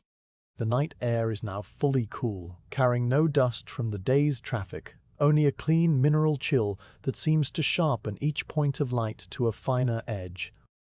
You let your breathing slow until it matches the rhythm of the night, a deep, quiet pattern that has no hurry in it, and you begin to trace the great luminous band of the Milky Way as it arches across the sky from behind the minarets to the east and trails toward the dark hills beyond the walls. This river of pale light is made of countless stars too faint to be seen individually, their combined glow forming a soft, continuous haze that seems to flow without moving, a ghostly current that has looked exactly the same to every guard who ever stood at this gate. The minaret that marks the eastern end of the visible arc is a slender silhouette against the star field, its balcony a dark line, its spire a perfect point that seems to touch the lowest edge of the Milky Way. And the hills to the west are a deeper blackness that swallows the river's end, as if the stars are pouring themselves into the sleeping earth. The constellations you know by heart have shifted a little more since the last time you studied them, but the change is so small that it brings no surprise, only a quiet confirmation of the world's steady order. The bright line of 3 stars that points toward the north now tilts at a slightly steeper angle, its leading star almost directly above the watchtower's dome, and the crooked shape that some call the camel has stretched its neck a fraction further across the meridian. The large square with a single star near its center has rotated perceptibly toward the west, carrying its faint companion across the dark spaces in a slow, dignified procession that will continue until the dawn erases it. You notice these changes without needing to measure them, the way a man notices the slight shift of a familiar painting on a wall, and the noticing itself is a quiet pleasure, a small stitch in the fabric of the night. A single shooting star drops silently through the upper edge of your framed rectangle of sky, a brief silver line that appears and vanishes before you can fully register its presence. The streak is so quick that it leaves no afterimage, only the memory of a bright straight scratch across the dark, and you stand very still for a moment, your eyes searching the space where it was, knowing that no trace remains. Shooting stars come and go on every clear night, and you have seen hundreds of them from this same spot, each one a small silent event that marks nothing and changes nothing, a brief loosening of the sky's deep stillness that heals itself immediately. The trail of light was perhaps as long as your thumb held at arm's length, and its angle was steep, falling almost straight down toward the sea. And these details stay with you for a little while before they too fade into the larger calm. The coolness of the air has sharpened since you last paid attention to it, and when you breathe in, you feel the chill reach deep into your chest, a clean, dry sensation that carries no scent of smoke or dust or cooking, only the pure, mineral taste of a night that has washed itself clean. The stone of the gate arch is now cold enough that a faint mist has formed on the iron bolt, a thin, even layer of condensation that makes the metal look frosted, and when you touch it with a fingertip, the moisture transfers to your skin in a tiny, cold circle that evaporates almost immediately. The wool of your coat has trapped your body's warmth and holds it close, creating a small pocket of comfort around your shoulders and chest, while your cheeks and the tip of your nose have grown cool from their long exposure to the night air. Your gaze drifts upward again, past the arch, past the watchtower's dome, and you begin to trace the individual stars that make up the constellations with the same slow, methodical attention you earlier gave to the gate's iron bands. There is the bright, steady point at the camel's tail, a star that sailors use to navigate the lower Bosphorus on moonless nights like this one, and there is the fainter companion just above it that you can only see when you look slightly away. There are the 3 stars of the camel's neck, spaced almost evenly, the middle one slightly brighter than the other 2, and there is the small triangle that marks the creature's head, a delicate asterism that requires a dark night and patient eyes to discern. You have looked at these same stars so often that they feel like old acquaintances, their names unknown to you but their faces perfectly familiar, and you greet them now with the same silent nod you would give to a fellow guard passing on the street. The sea, which you can hear as a distant, rhythmic wash against the harbour walls, has its own reflection of the stars, though you cannot see it from where you stand. You imagine the dark water of the Golden Horn lying flat and still, a great black mirror that holds an inverted image of the sky, the stars doubled and gently rippled by the small wavelets that never entirely cease. Out on the Bosphorus itself, where the water is deeper and the current flows southward, a ship's lantern is visible as a tiny distant point of warm orange light, crawling almost imperceptibly along the strait. The lantern is too far away for you to see the ship that carries it, but you know it is there, a small trading vessel perhaps, moving with the current through the dark water, its crew awake and keeping their own quiet watches. The light moves so slowly that you must fix your eyes on it for a long count of 20 breaths before you can detect any change in its position, and even then the change is so small it might be imagined. You watch the ship's lantern for a while, letting your breathing slow to match its gentle drift, and you think about the men aboard that distant vessel, their faces unknown, their names unknown, their voices speaking some language you may not understand. They are looking at the same stars you are looking at, guiding their vessel by the same steady points of light, and this shared connection across the dark water feels like a quiet thread stretched between two worlds, thin and invisible but real. The lantern continues its slow progress southward, and after a time a second light appears near it, a smaller, dimmer spark that might be a fishing boat returning late to the harbour, and the two lights move in silent parallel for a few minutes before the smaller one veers toward the shore and vanishes behind the headland. The gateposts frame a fixed segment of the heavens, and you know this rectangle of sky as well as you know the alcove wall, the water clock, and the 3 knots on your halberd shaft. The top of the arch cuts off the sky at a precise declination, so that certain stars appear and disappear with the seasons as they cross that invisible boundary, and you have watched this slow parade of celestial arrivals and departures over the course of many years. In winter, the rectangle holds a different set of constellations, including the bright group that some call the Chariot. In summer, the Milky Way runs diagonally from corner to corner, thick and luminous.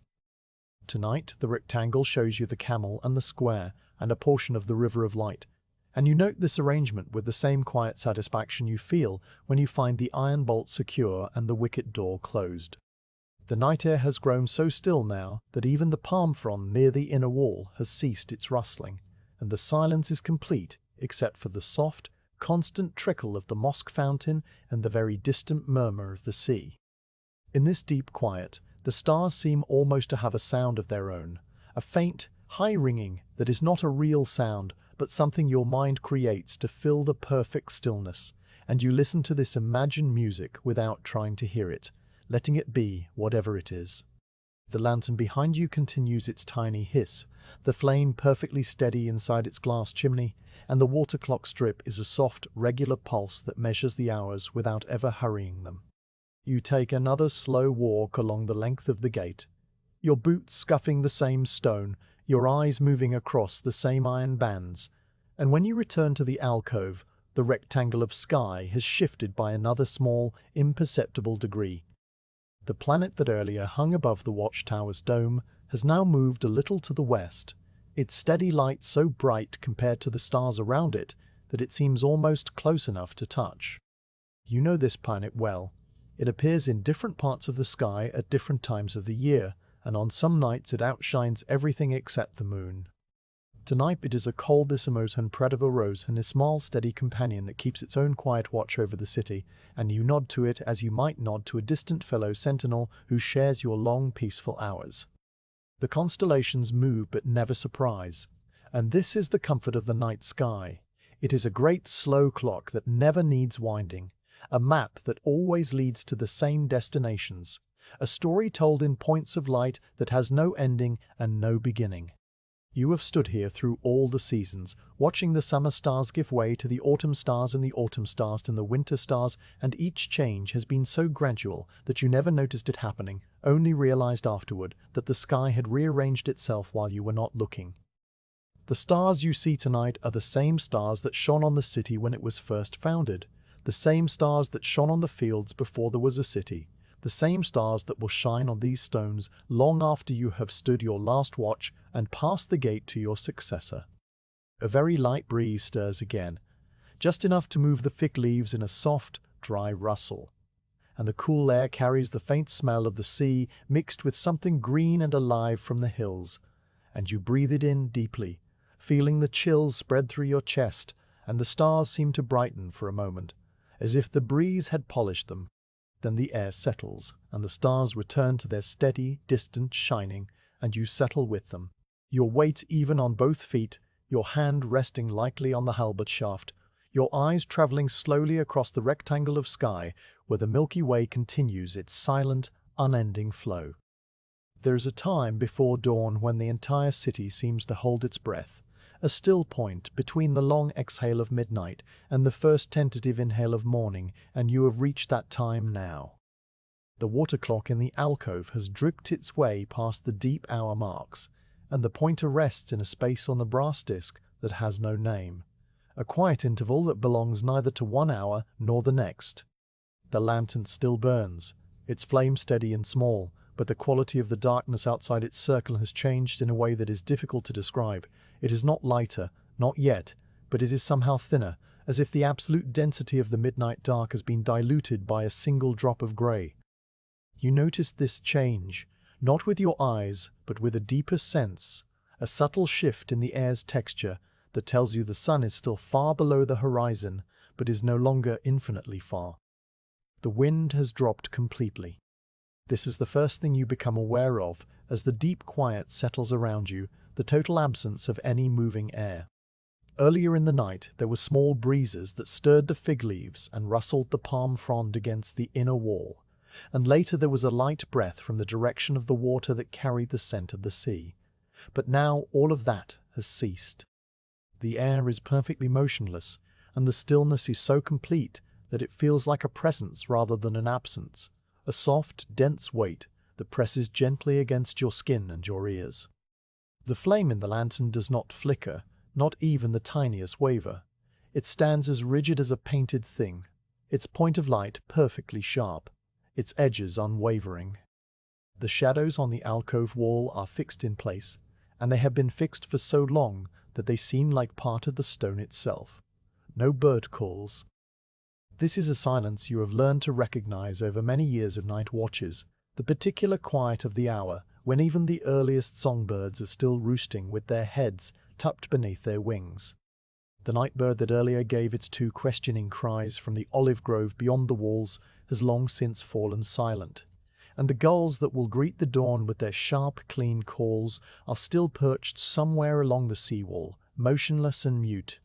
The absence of bird sound is not an empty thing, but a full one, a deep well of quiet that seems to hold the promise of all the sounds that will come later, and you stand at the edge of that well, looking down into it without impatience, knowing that the birds will speak when they are ready and not a moment before. No dog stirs. The distant barking that you heard earlier in the watch, the single dog that barks twice and then fell quiet, has not been repeated. The street dogs of the city are curled in their corners, in the doorways of shuttered shops, and under the wooden steps of houses, their noses tucked into their tails, their dreams filled with the scents of the day's scraps. Even the dogs that guard the sheep flocks in the fields beyond the walls are silent now, lying among the animals with their ears relaxed, their watch as still as your own. The city's entire population of creatures, human and animal alike, has descended into the deepest layer of sleep, that bottomless quiet where no dreams stir and no limbs twitch, and you are the only conscious mind awake in all these sleeping thousands. Even the fountains seem to flow more quietly, though you know this is an illusion born of the deeper stillness around them. The three-part chord from the moss garden continues without pause, the main stream falling from the central spout, the secondary trickle in the stone channel, the single drop that detaches from the basin's lip every few moments.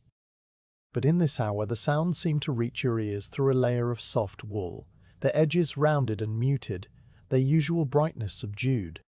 Perhaps it is your own hearing that has changed, your senses so adapted to the silence that even a constant sound becomes less distinct. Or perhaps the water really does flow more slowly in the cold hour before dawn, thickened by the chill. You do not investigate the question. You simply note the phenomenon and let it be, accepting the quiet of fountain as part of the deep quiet's many small gifts. Your own body has become very still during this hour, stiller than it has been all night. You are leaning against the stone of the gatehouse wall, your weight distributed evenly, your hands resting one on the halberd shaft and one at your side, and you have not shifted your position in a long while. The small adjustments that you made earlier in the watch, the slight shifts of weight from foot to foot, the slow rolling of your shoulders, the gentle flexing of your fingers, have all ceased, and your body has settled into a posture that feels permanent, as if you have become a part of the gate's architecture. Your breathing is slow and shallow, each inhale drawing in just enough air to sustain you, each exhale a thin, warm stream that barely stirs the air before it fades. Your heartbeat is a distant, steady pulse that you feel more in your temples than in your chest, a quiet, reliable clock that beats alongside the water clock's drip. You become aware after a time that your own footfalls are now the loudest sound in the world. This realization comes to you not as a thought, but as a sensation, an awareness that the silence has grown so profound that any movement you make will register as a significant event. You test this awareness by taking a single step forward, a slow, deliberate shift of your right foot onto the stone, and the soft scuff of leather on limestone sounds enormous, a sharp, clear note that seems to echo for a long moment before the silence absorbs it. You take another step, equally slow, and the sound is just as loud, a gentle percussion that marks your presence in the sleeping world. The sound is not disturbing, it is simply noticeable, a small reminder that you are alive and awake in a city of sleepers, and you accept it without trying to muffle it.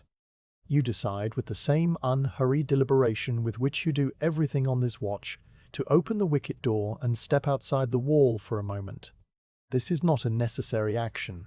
The gate is secure, the road beyond has been empty all night, and there is no reason to check anything that you have not already checked many times.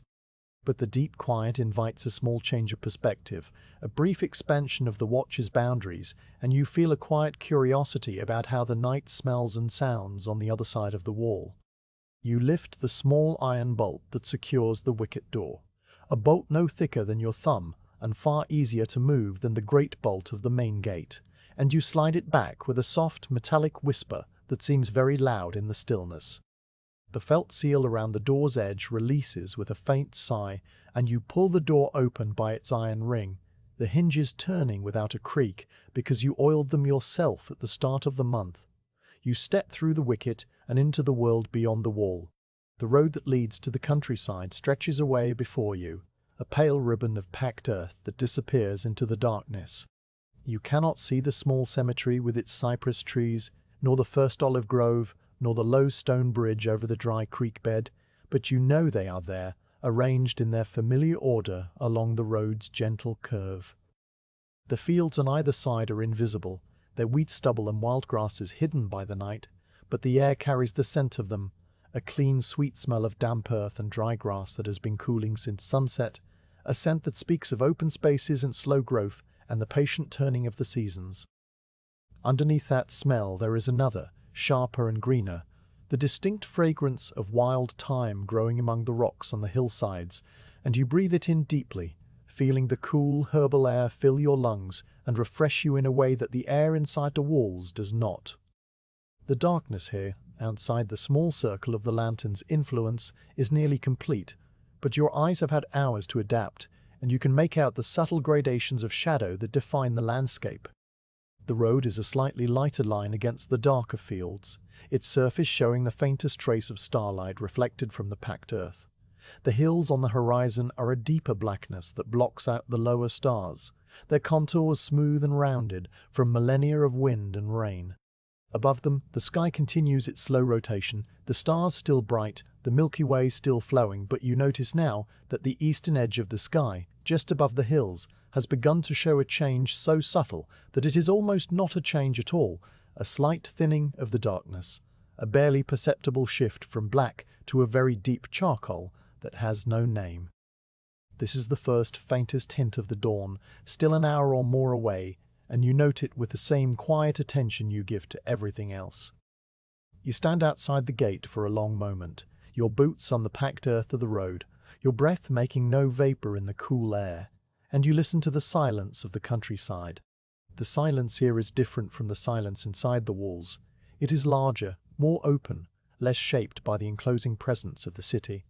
The distant wash of the sea against the sea wall is still audible, a soft, rhythmic pulse that underlies everything, and from somewhere far away, so far that it might be in another valley entirely, comes the faint, single bark of a farm dog, a lonely sound that rises and falls and then is gone. The dog does not bark again, and the silence that follows is even deeper than the silence that preceded it, a vast, empty quiet that stretches out across the fields and hills and dark valleys in every direction. You feel a small, quiet kinship with that distant dog, another sentinel keeping its own watch over a sleeping farm, its ears alert, its nose testing the same cool air that you are breathing. You do not know the dog, and you will never meet it, but for this one moment you share the night together, two living things awake in a world of sleep, and the thought brings a gentle, wordless comfort. Then you turn, slowly, and step back through the wicket door into the familiar space of the gate arch. Closing the wicket door is a careful, deliberate act. You pull the door toward you by its iron ring, and the hinges turn silently as the felt seal presses against the frame, and then you slide the small bolt home with a soft, metallic click that is deeply satisfying in its finality. The sound of the bolt engaging is a small, precise noise that seems to put a seal on the deep quiet, a punctuation mark that closes a sentence and leaves a satisfying silence in its wake. You rest your hand on the iron ring for a moment, feeling its cool, solid presence under your palm, and then you step back to your post, your boots making their soft scuff on the stone. The quiet folds around you again like a blanket, and you realize that the brief excursion outside the wall has refreshed your senses. The air inside the gate now feels slightly different, warmer and more enclosed, carrying the faint, familiar scents of lamp oil and old stone and the wool of your coat. Your body resettles into its accustomed position, your shoulder finding the same spot on the gatehouse wall. Your hand returning to the halberd shaft, and the rhythm of your breathing slows once more to match the night's deep, unhurried pulse. The water clock continues its quiet drip. The lantern continues its tiny hiss. The fountain in the mosque garden continues its three-part chord, its voice seeming a little louder now after the vast quiet of the countryside. The air you notice seems thicker in this hour, as if the deep quiet has given it a new density, a soft, heavy quality that makes each breath feel more substantial. It is not an uncomfortable thickness, but a gentle one, a sense that the atmosphere has been compressed by the weight of the silence pressing down from above. You breathe slowly and deeply, feeling the cool, dense air fill your lungs and spread through your chest, and each exhale is a warm, slow stream that merges with the thicker air and becomes part of it. The sensation is deeply calming, a physical reminder that the world is at rest, that nothing is required of you, that the gate will keep itself for a little while longer. You stand and simply exist, a calm sentinel in a sleeping world. The thought arrives without words, a simple awareness of presence that has been building all night and now settles into its fullest expression. You are not performing a duty.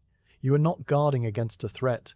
You are simply here, a quiet consciousness stationed at the boundary between the city and the countryside, between the known and the unknown, between the night and the coming day. The gate is secure, not because you are watching it, but because it is secure in its own nature, its oak timbers and iron bands doing what they have done for centuries. And your presence is not an act of force, but an act of companionship, a quiet testimony to the value of being awake when the world sleeps. Your mind, which has been calm and attentive all night, now enters an even deeper state of quiet, a stillness that is not sleep, but something adjacent to sleep, a waking rest that has no thoughts and no images, only a pure, undifferentiated awareness of the present moment. You are aware of the stone beneath your feet, the cool air on your face, the weight of your coat, the steady flame of the lantern, but you do not name these things or think about them. You simply receive them, letting them exist in the same quiet field of awareness where you yourself exist. The boundary between inside and outside, between self and world, grows soft and porous, and for a little while there is no watcher and no watched, only the watch itself, a single, seamless experience of deep, peaceful presence. The deep quiet holds you in this state for an unmeasured span of time, and when your attention gently returns to its more ordinary focus, you find that nothing has changed and everything has changed. The gate is still secure, the lantern still burns, the water clock still drips. But the sky beyond the arch has lightened by another subtle degree, the deep charcoal at the eastern edge now carrying the faintest hint of grey, and you know that the dawn is no longer a distant possibility, but a slow, certain approach. The deep quiet of this hour will not last much longer, and you receive this knowledge without regret, because the quiet has given you what it always gives: a peaceful center, a calm heart, a sense of having been exactly where you needed to be at exactly the right time. You settle back against the cool stone, your eyes on the rectangle of sky, and you wait for the first call of the morning with a patience that has no end. A subtle change arrives in the final hour of the watch, a shift so gentle that at first you feel it not as a distinct event, but as a gradual lightening of the stillness, a slow uncurling of the night's tight grip on the world. The deep, motionless quiet that held the gate in its absolute stillness for so long has not broken, but has softened, its edges blurring just enough to allow the first faint movements of the coming day to begin their quiet approach. You notice this change first in the air, which has been perfectly still for hours, pressing against your skin with the weight of a held breath. Now that breath is being released, and a very light current stirs against your cheek, so faint that it might be the ghost of a breeze, the memory of wind rather than wind itself.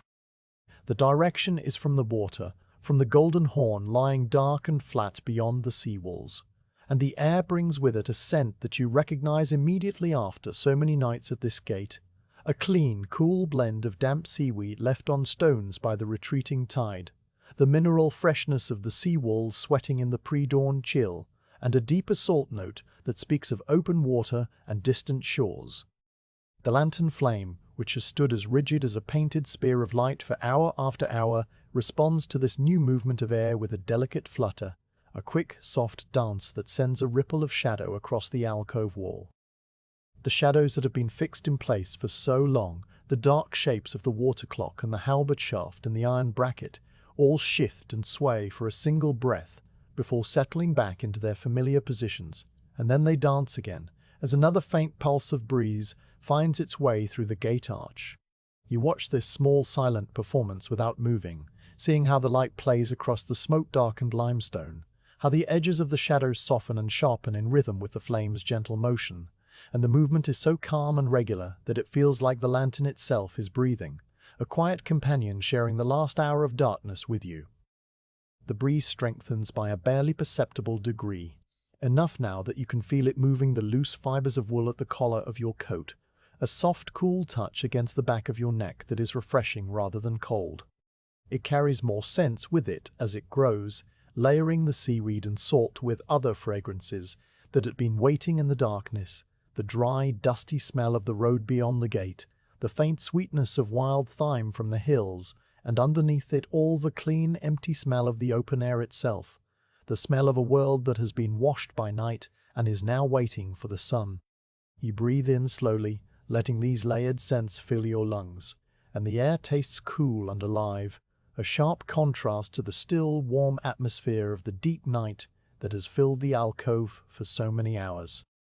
High above the gate, where the sky has begun its slow transition from black to a deep, pearlescent grey, a single gull passes. You see it first as a pale shape against the dark dome of the watchtower, a flicker of white that appears and then vanishes as the bird crosses the rectangle of sky framed by the arch.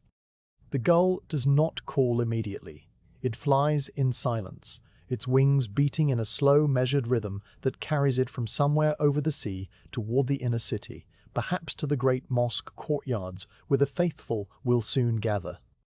Then, as it passes directly overhead and disappears from your narrow view, it lets out a single cry, a clean, high note that cuts through the grey pre-light like a line of white sound drawn across a dark page. The cry is sharp and clear, the first bird sound of the morning, and it hangs in the air for a long moment after the gull itself has gone, a fading echo that seems to announce very quietly that the night's long silence is drawing to a close. The black silhouette of the fig tree near the guardhouse, which all night has been a single dense shape of absolute darkness, now begins to change under the influence of the slowly growing light. The change is so gradual that you cannot see it happening, but you can notice its results when you look with careful attention. The solid mass of black is separating into layers, the outermost edge of the canopy showing the faintest hint of deep green where the leaves catch the first grey light from the eastern sky, while the interior of the tree remains a dark, complex tangle of branch and shadow. Individual leaves are becoming visible now, their familiar lobed shapes emerging from the darkness like words slowly forming on a page, and you can distinguish the thicker branches that divide the crown into sections, the smaller twigs that bear the leaves, the single heavy limb that reaches toward the gate arch as if in greeting. The fig tree has been a silent companion all night, a dark presence at the edge of your vision, and now it is revealing itself, leaf by leaf, branch by branch, in the slow, patient way that trees have always revealed themselves to those who watch long enough. The stones of the gatehouse are changing too, and you notice this transformation with the same quiet attention you have given to everything during this watch. All night the limestone blocks have been various shades of grey, from the pale silver of the arch's highest stones to the deep charcoal of the lower walls where the lantern light never reached. Now, as the first grey light of dawn begins to seep into the sky, the grey is warming, shifting almost imperceptibly toward a softer, yellower tone, the colour of old parchment or dried bone. The change is most visible on the eastern face of the watchtower, which catches the earliest hint of the coming sun, and you can see how the stone there has taken on a faint golden quality, a warmth that is not yet colour, but is no longer simply the absence of colour. The iron bands on the great doors, which were black all night, now show a trace of deep brown in their depths, and the rivets gleam with a dull coppery sheen that catches the lantern light in a new way. Even the packed earth of the road beyond the wicket door is changing, its surface shifting from grey to a pale dusty tan that speaks of the dry summer days to come. The sun itself is still far below the horizon, still swimming through the dark hills to the east, still nothing more than a promise written in the thinning darkness, and you will not see its direct light for some time yet. But the sky above the hills has now lightened to a definite grey, a soft, dove-coloured expanse that pushes the stars into retreat, erasing the faintest ones first and then the brighter ones, until only the planet that has watched over you all night remains visible, a steady, unwinking point of light that refuses to surrender to the dawn. The Milky Way has faded completely, its river of pale light dissolved into the grey wash of the new day, and the constellations have become ghosts of themselves, their familiar shapes barely discernible against the brightening background. You watch this slow erasure without sadness because you know the stars will return tonight, just as they have returned every night of your life, and you will be here to greet them when they do. This is the time when the watch feels both endless and nearly over, a suspended, quiet interval that belongs neither to the night nor to the day, but hovers between them like a breath held at the top of an inhale. The deep stillness of the midnight hours has passed, but the activity of the morning has not yet begun, and you exist in a pocket of time that has no name, a grey, peaceful space where the only sounds are the soft hiss of the lantern, the steady drip of the water clock, and the faint, distant murmur of the sea. Your body, which has been alert all night, now feels a pleasant heaviness in its limbs, a gentle fatigue that is not exhaustion, but rather the accumulated weight of the hours you have spent standing at this gate. It is the feeling of a task almost completed, a duty nearly discharged, a long quiet effort that is approaching its natural end. You roll your shoulders once, a slow, deliberate movement that begins at the base of your neck and travels down through your upper back, and you feel the pleasant ache of muscles that have been still for too long, a deep, mild soreness that speaks of patience rather than strain. The movement loosens something in your spine, a small release of tension that you did not know you were holding, and you follow it with a gentle stretch of your neck, tilting your head first to one side and then to the other, feeling the long muscles along the sides of your throat lengthen and relax.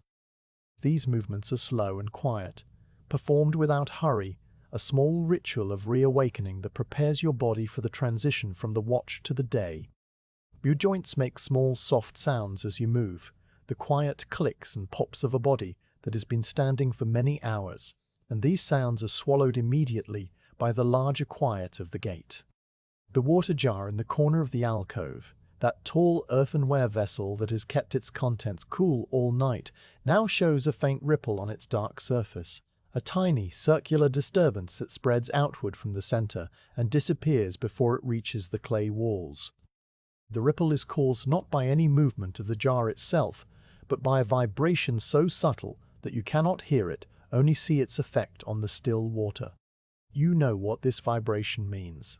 Somewhere in the city, in one of the bakery districts near the commercial quarter, the first oven of the morning is being lit. The heavy iron door of the brick oven has been opened, the kindling arranged, the flint struck, and the deep, resonant thud of the fire catching has sent a wave of sound through the stone and earth of the city, traveling through the foundations of houses and the bedrock beneath the streets until it reaches the gate and shivers the surface of the water in your jar. It is a quiet herald of the day, a signal that the bakers are beginning their work, and you imagine the first loaves of simit being shaped by floury hands, the sesame seeds being pressed into the dough, the long wooden paddles sliding the rings of bread into the growing heat. The baker's distant labor is joined, after a few moments, by another small sign of the waking city, the very faint, almost imagined sound of a wooden shutter being opened somewhere in the warren of streets behind the gate. The sound is so distant that it might be a memory rather than a perception, a soft wooden thump that echoes once and then is gone. But it is followed by another shutter, slightly closer, and then another, a slow, scattered chorus of small percussive sounds that marks the gradual emergence of the city from its deep sleep. The shopkeepers are opening their fronts, the householders are letting in the cool morning air, the servants are beginning their first tasks of the day, and each open shutter is a small, quiet note in the morning's slow overture. You listen to these sounds without expectation, receiving them as they come, letting them build a picture of the city that you cannot see but know intimately. The breeze from the water continues its gentle passage through the gate arch, now steady enough that you can feel it as a constant cool pressure against your face and hands. It stirs the palm frond against the inner wall into a soft, continuous rustle, a dry, papery sound that is no longer the intermittent whisper of the deep night, but a more regular rhythm, a quiet conversation between the leaf and the stone. The fig tree's leaves tremble in the moving air, their newly visible green surfaces catching the grey light and showing the delicate veins that run through each lobe, and the whole tree seems to be stirring from its own sleep, stretching its branches toward the brightening sky. The lantern flame dances more frequently now, its shadows playing a slow, silent ballet across the alcove wall, and you realize that you will soon need to extinguish it, to lift the glass chimney and blow out the flame, and let the small, steady light that has been your companion all night return to the darkness from which it came. But not yet. The watch is not quite over, and the lantern still has a little oil left in its reservoir, and you are not ready to surrender the quiet companionship of its light. You stand in the grey pre-dawn, your body heavy with the pleasant fatigue of the long night, your senses filled with the smells of the sea and the sounds of the waking city and the sight of the slowly brightening sky, and you feel a quiet, wordless gratitude for this hour, for this gate, for this watch that has been nothing more than a long, peaceful act of presence. The stones of the gatehouse continue their slow warming, the grey light continues its steady advance across the sky, and you continue your watch, patient and calm, as the final minutes of the night slip quietly away. The sky continues its slow, patient transformation, and you watch it with the same calm attention that has accompanied you through every hour of this long watch. The deep charcoal that earlier stained the eastern edge above the hills has now lightened to a soft, pearlescent grey, a colour that has no name in any language but that you recognize as the exact shade of the world, just before the first true light of morning breaks the horizon. This grey is not a single uniform tone, but a gentle gradient. Darkest still in the west, where a few of the brightest stars still glimmer faintly, lighter overhead where the dome of the sky has become a pale, even wash, and brightest of all in the east, where the hills are now visible as a dark, undulating line against the growing illumination. The planet that kept its steady vigil all night has finally surrendered, its unwinking point of light absorbed into the grey expanse, and the sky is empty of all but the approaching day. The air has continued to stir with that soft, regular breeze from the water, carrying the scent of the sea and the cool freshness of the departing night, and it moves the lantern flame in a gentle, rhythmic dance that you have been watching for some time without really seeing it. The shadows on the alcove walls sway softly, and the light plays across the smoke-darkened limestone in patterns that shift and repeat, a quiet, hypnotic motion that seems to mark the last minutes of darkness like a slow, silent clock. You know that you will extinguish this flame soon, but the moment has not yet arrived, and you let it burn a little longer, grateful for its steady companionship. The first call to prayer of the new day begins not as a sudden sound, but as a slow unfurling, a single voice that seems to grow out of the silence itself rather than breaking it. From the nearest minaret, the one that rises above the small mosque just behind the gate district, a clear, melodic line unwinds across the rooftops, the words of the call stretched into long, sustained notes that curve and descend in a pattern you have heard every morning of your life. The voice is calm and measured, its tone unhurried, and it lifts the remaining darkness gently from the rooftops, peeling it back layer by layer as the melody rises and falls. The musician's breath control is flawless, each phrase flowing into the next without strain, and the sound seems to hang in the air like a series of golden threads, connecting the minaret to every house and courtyard within its reach. This first voice is soon joined by a second, coming from the larger mosque farther down the hill, and the two calls weave together in a quiet, unintentional harmony, their melodies overlapping and diverging and coming together again in a slow, graceful counterpoint. Then a third voice rises from the direction of the sea, thinner and more distant, its notes carried on the breeze so that they fade and swell in a gentle wave-like rhythm, and a fourth voice begins from somewhere deep in the old city, its tone deeper and richer than the others, a warm, sonorous sound that seems to vibrate in the stone of the gate itself. The voices layer and overlap, each one following its own path through the same ancient melody, and the combined sound is not a clamour, but a calm, spreading wave of devotion that washes over the city as gently as the light of the new sun. You stand very still as the calls continue, your hand resting on the halberd shaft, your breathing slow and even, and you let the familiar sounds wash over you without effort. The voices do not hurry, they take their time, each note given its full measure, each pause held for exactly the right length before the next phrase begins. The melody is one you know so well that you could hum it in your sleep, a pattern of rises and falls that has been sung from these same minarets for generations, and it connects this morning to all the other mornings that came before it, a thread of sound that binds the city's past to its present. The call is not a summons for you, but a quiet confirmation that another night has passed in safety, that the world has turned once more toward the light, that the watch you have kept is now approaching its natural end. As the calls begin their slow, gradual fade, each voice finishing its final phrase and falling silent one by one, the sky makes its final transition. The pearlescent grey at the eastern horizon shifts through a delicate spectrum of pale colours that are too subtle to name. A hint of rose that is not quite pink, a touch of gold that is not quite yellow, a wash of cream that is not quite white, and then the whole eastern sky settles into a soft, warm blue that deepens as it climbs toward the zenith.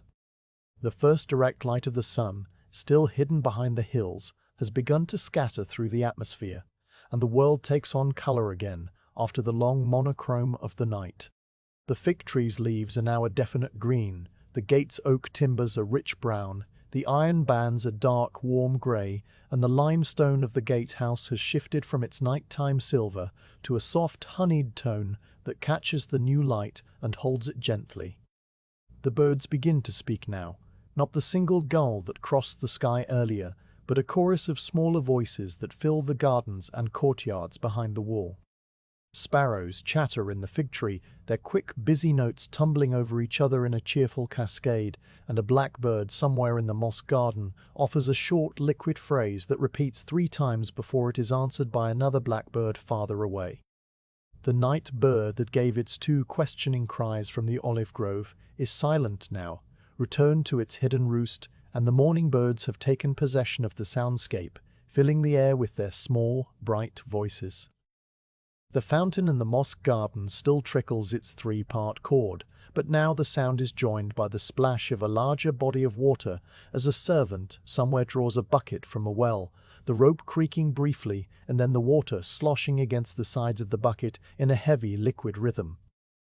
The city is waking around you, and you can hear the evidence of that waking in 100 small sounds that were absent during the deep hours of the night. A cart driver's voice echoes somewhere in the warren of streets, calling softly to his donkey, a low, encouraging murmur that rises and falls in a gentle cadence. The donkey's hooves clop on the paving stones in a slow, irregular pattern, and the cart's wooden wheels creak and rumble as they roll over the uneven surface. Shutters continue to open, a scattered percussion of wooden thumps that grows closer and more frequent as more households begin their day, and from an upper window somewhere behind the gate comes the sound of a woman humming a tune, a soft, absent melody that she probably does not know she is making. A door opens with a long, slow creak, and a pair of sandals slap briefly on stone as someone crosses a courtyard, and then the door closes again with a solid, final thud. The smell of fresh simit drifts from a bakery that must be quite close, somewhere just inside the gate district, and the warm, yeasty scent of baking bread mixed with the rich, nutty aroma of toasted sesame seeds fills the alcove and makes your mouth water gently. This smell is one of the great pleasures of the morning watch, a small reward for the long hours of stillness, and you breathe it in deeply, letting it mingle with the salt air from the sea and the clean, green scent of the waking gardens. The baker will be sliding the long wooden paddles into the oven now, pulling out the golden rings of simit one batch after another, piling them onto wooden trays where they will cool just enough to be handled. And soon the first customers will arrive, their voices sleepy and their coins ready to buy the fresh bread that will be their breakfast. You take a slow, deep breath, feeling the cool morning air fill your lungs completely, and as you exhale, you become aware of a new sound, a familiar rhythm that you have been expecting, the crunch of boots on the packed earth and stone of the road, approaching from the direction of the barracks. You turn your head slowly, your body still heavy with the pleasant fatigue of the night, and you see a figure walking toward the gate through the grey morning light, his silhouette outlined against the pale stone of the inner wall. It is the head of the morning watch, a man named Ibrahim, who has held this post for more years than you have been alive, and he walks with the slow, measured pace of someone who has no need to hurry, his long coat swinging gently with each step, his own halberd resting across his shoulder in the way that becomes second nature after decades of guard duty. Ibrahim approaches the gate and stops a few paces away, his face calm and his eyes carrying the same quiet peace that you feel in your own, the peace of a man who is about to begin a long, still watch of his own. His beard is grey and neatly trimmed, and the lines around his eyes are deep but soft, etched there by years of looking into the darkness and watching the slow turn of the stars. He does not speak immediately, because there is no need for immediate speech. The two of you have done this exchange on many mornings, and the ritual has become as familiar as breathing. He simply stands there, his weight settled evenly on both feet, and he looks at you with a quiet, questioning expression that asks everything it needs to ask. You meet his eyes and you give him a single, slow nod, the same nod that Salim gave you at the beginning of the night, the same nod that has been exchanged between guards at this gate for as long as the gate has stood. The nod carries all the information that needs to be communicated. The watch has been peaceful, the gate is secure, the city has slept safely through the night, and there is nothing to report beyond the simple fact that all is well. Ibrahim receives this information with a nod of his own, a slight, acknowledging dip of his head, and then he steps forward to take his place in the alcove. You step aside, making room for him, and you reach for the lantern to extinguish its flame. You lift the glass chimney carefully, feeling its warmth against your fingers, and you blow gently across the top of the flame. A single, soft breath that makes the fire dance once, twice, and then vanish into a thin, curling wisp of smoke that smells of warm oil and spent light. The lantern glass is still hot, and you set it down on the stone shelf to cool, where it will wait until this evening, when you or another guard will light it again. Then you gather your small things, the folded linen cloth with the olive pits still wrapped inside, the clay cup that you will wash at the barracks, and your water flask, now nearly empty after the long night. Ibrahim has already settled into the alcove, his halberd leaning against the stone in the same spot where yours rested all night, his eyes already beginning their slow circuit of the gate, the iron bolt, the wicket door, the ground beneath the lintel. He does not say goodbye, and neither do you, because the exchange is not an ending, but a continuation, a passing of the stillness from one keeper to the next, and words would only disturb the quiet peace that still lingers in the gate arch. You simply turn and begin your slow walk away from the gate, your boots making the same soft, rhythmic scuff on the stone that they have made all night, but now the sound is different. It is the sound of a task completed, a duty discharged, a long, quiet effort brought to its gentle close. The streets you walk through are no longer the dark, empty passages of the night, but the waking lanes of the morning, and you see the city coming to life around you in a slow, unhurried way that mirrors your own pace. The wooden shutters are open now on the lower floors of the houses, revealing the dark interiors of rooms where lamps are being lit, and bedding is being folded, and from the upper windows comes the sound of voices, sleepy and soft, as families begin their day. A woman in a long dark dress is sweeping the threshold of her doorway with a bundle of twigs, the bristles scratching rhythmically against the stone, and she glances up as you pass and gives you a small, wordless nod of acknowledgement that you return in kind. A child runs past you, barefoot and laughing, chasing a cat that wants nothing to do with him, and the cat slips between two stones and vanishes with the same silent grace as the cat you saw at the gate earlier in the night. The smell of fresh simit grows stronger as you pass the bakery, and you see the baker himself standing in the doorway, his apron floury and his face red from the heat of the oven. His wooden trays are piled high with the golden rings of bread, their sesame seeds glistening in the morning light, and a small crowd is already gathered, their coins ready, their voices a low, pleasant murmur of greetings and requests. You consider stopping to buy a simit for yourself, but the thought passes.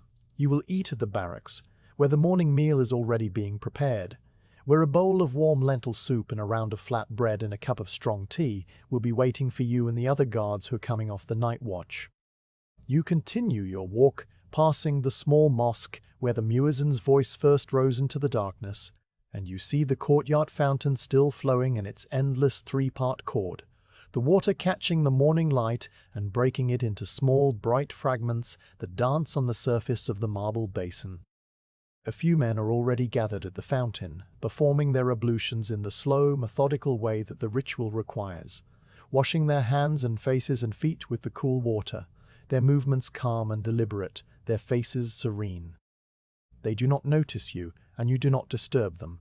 You simply pass by, your boots quiet on the stone, your presence a small, temporary thing in a city that is much larger and older than any single life. The barracks comes into view at the end of the lane, a long, low building of the same limestone as the gate, its windows still dark, but its main door already open. A thin column of smoke rises from the kitchen chimney, carrying the smell of wood fire and cooking lentils, and you feel a quiet, comfortable anticipation for the simple meal that awaits you.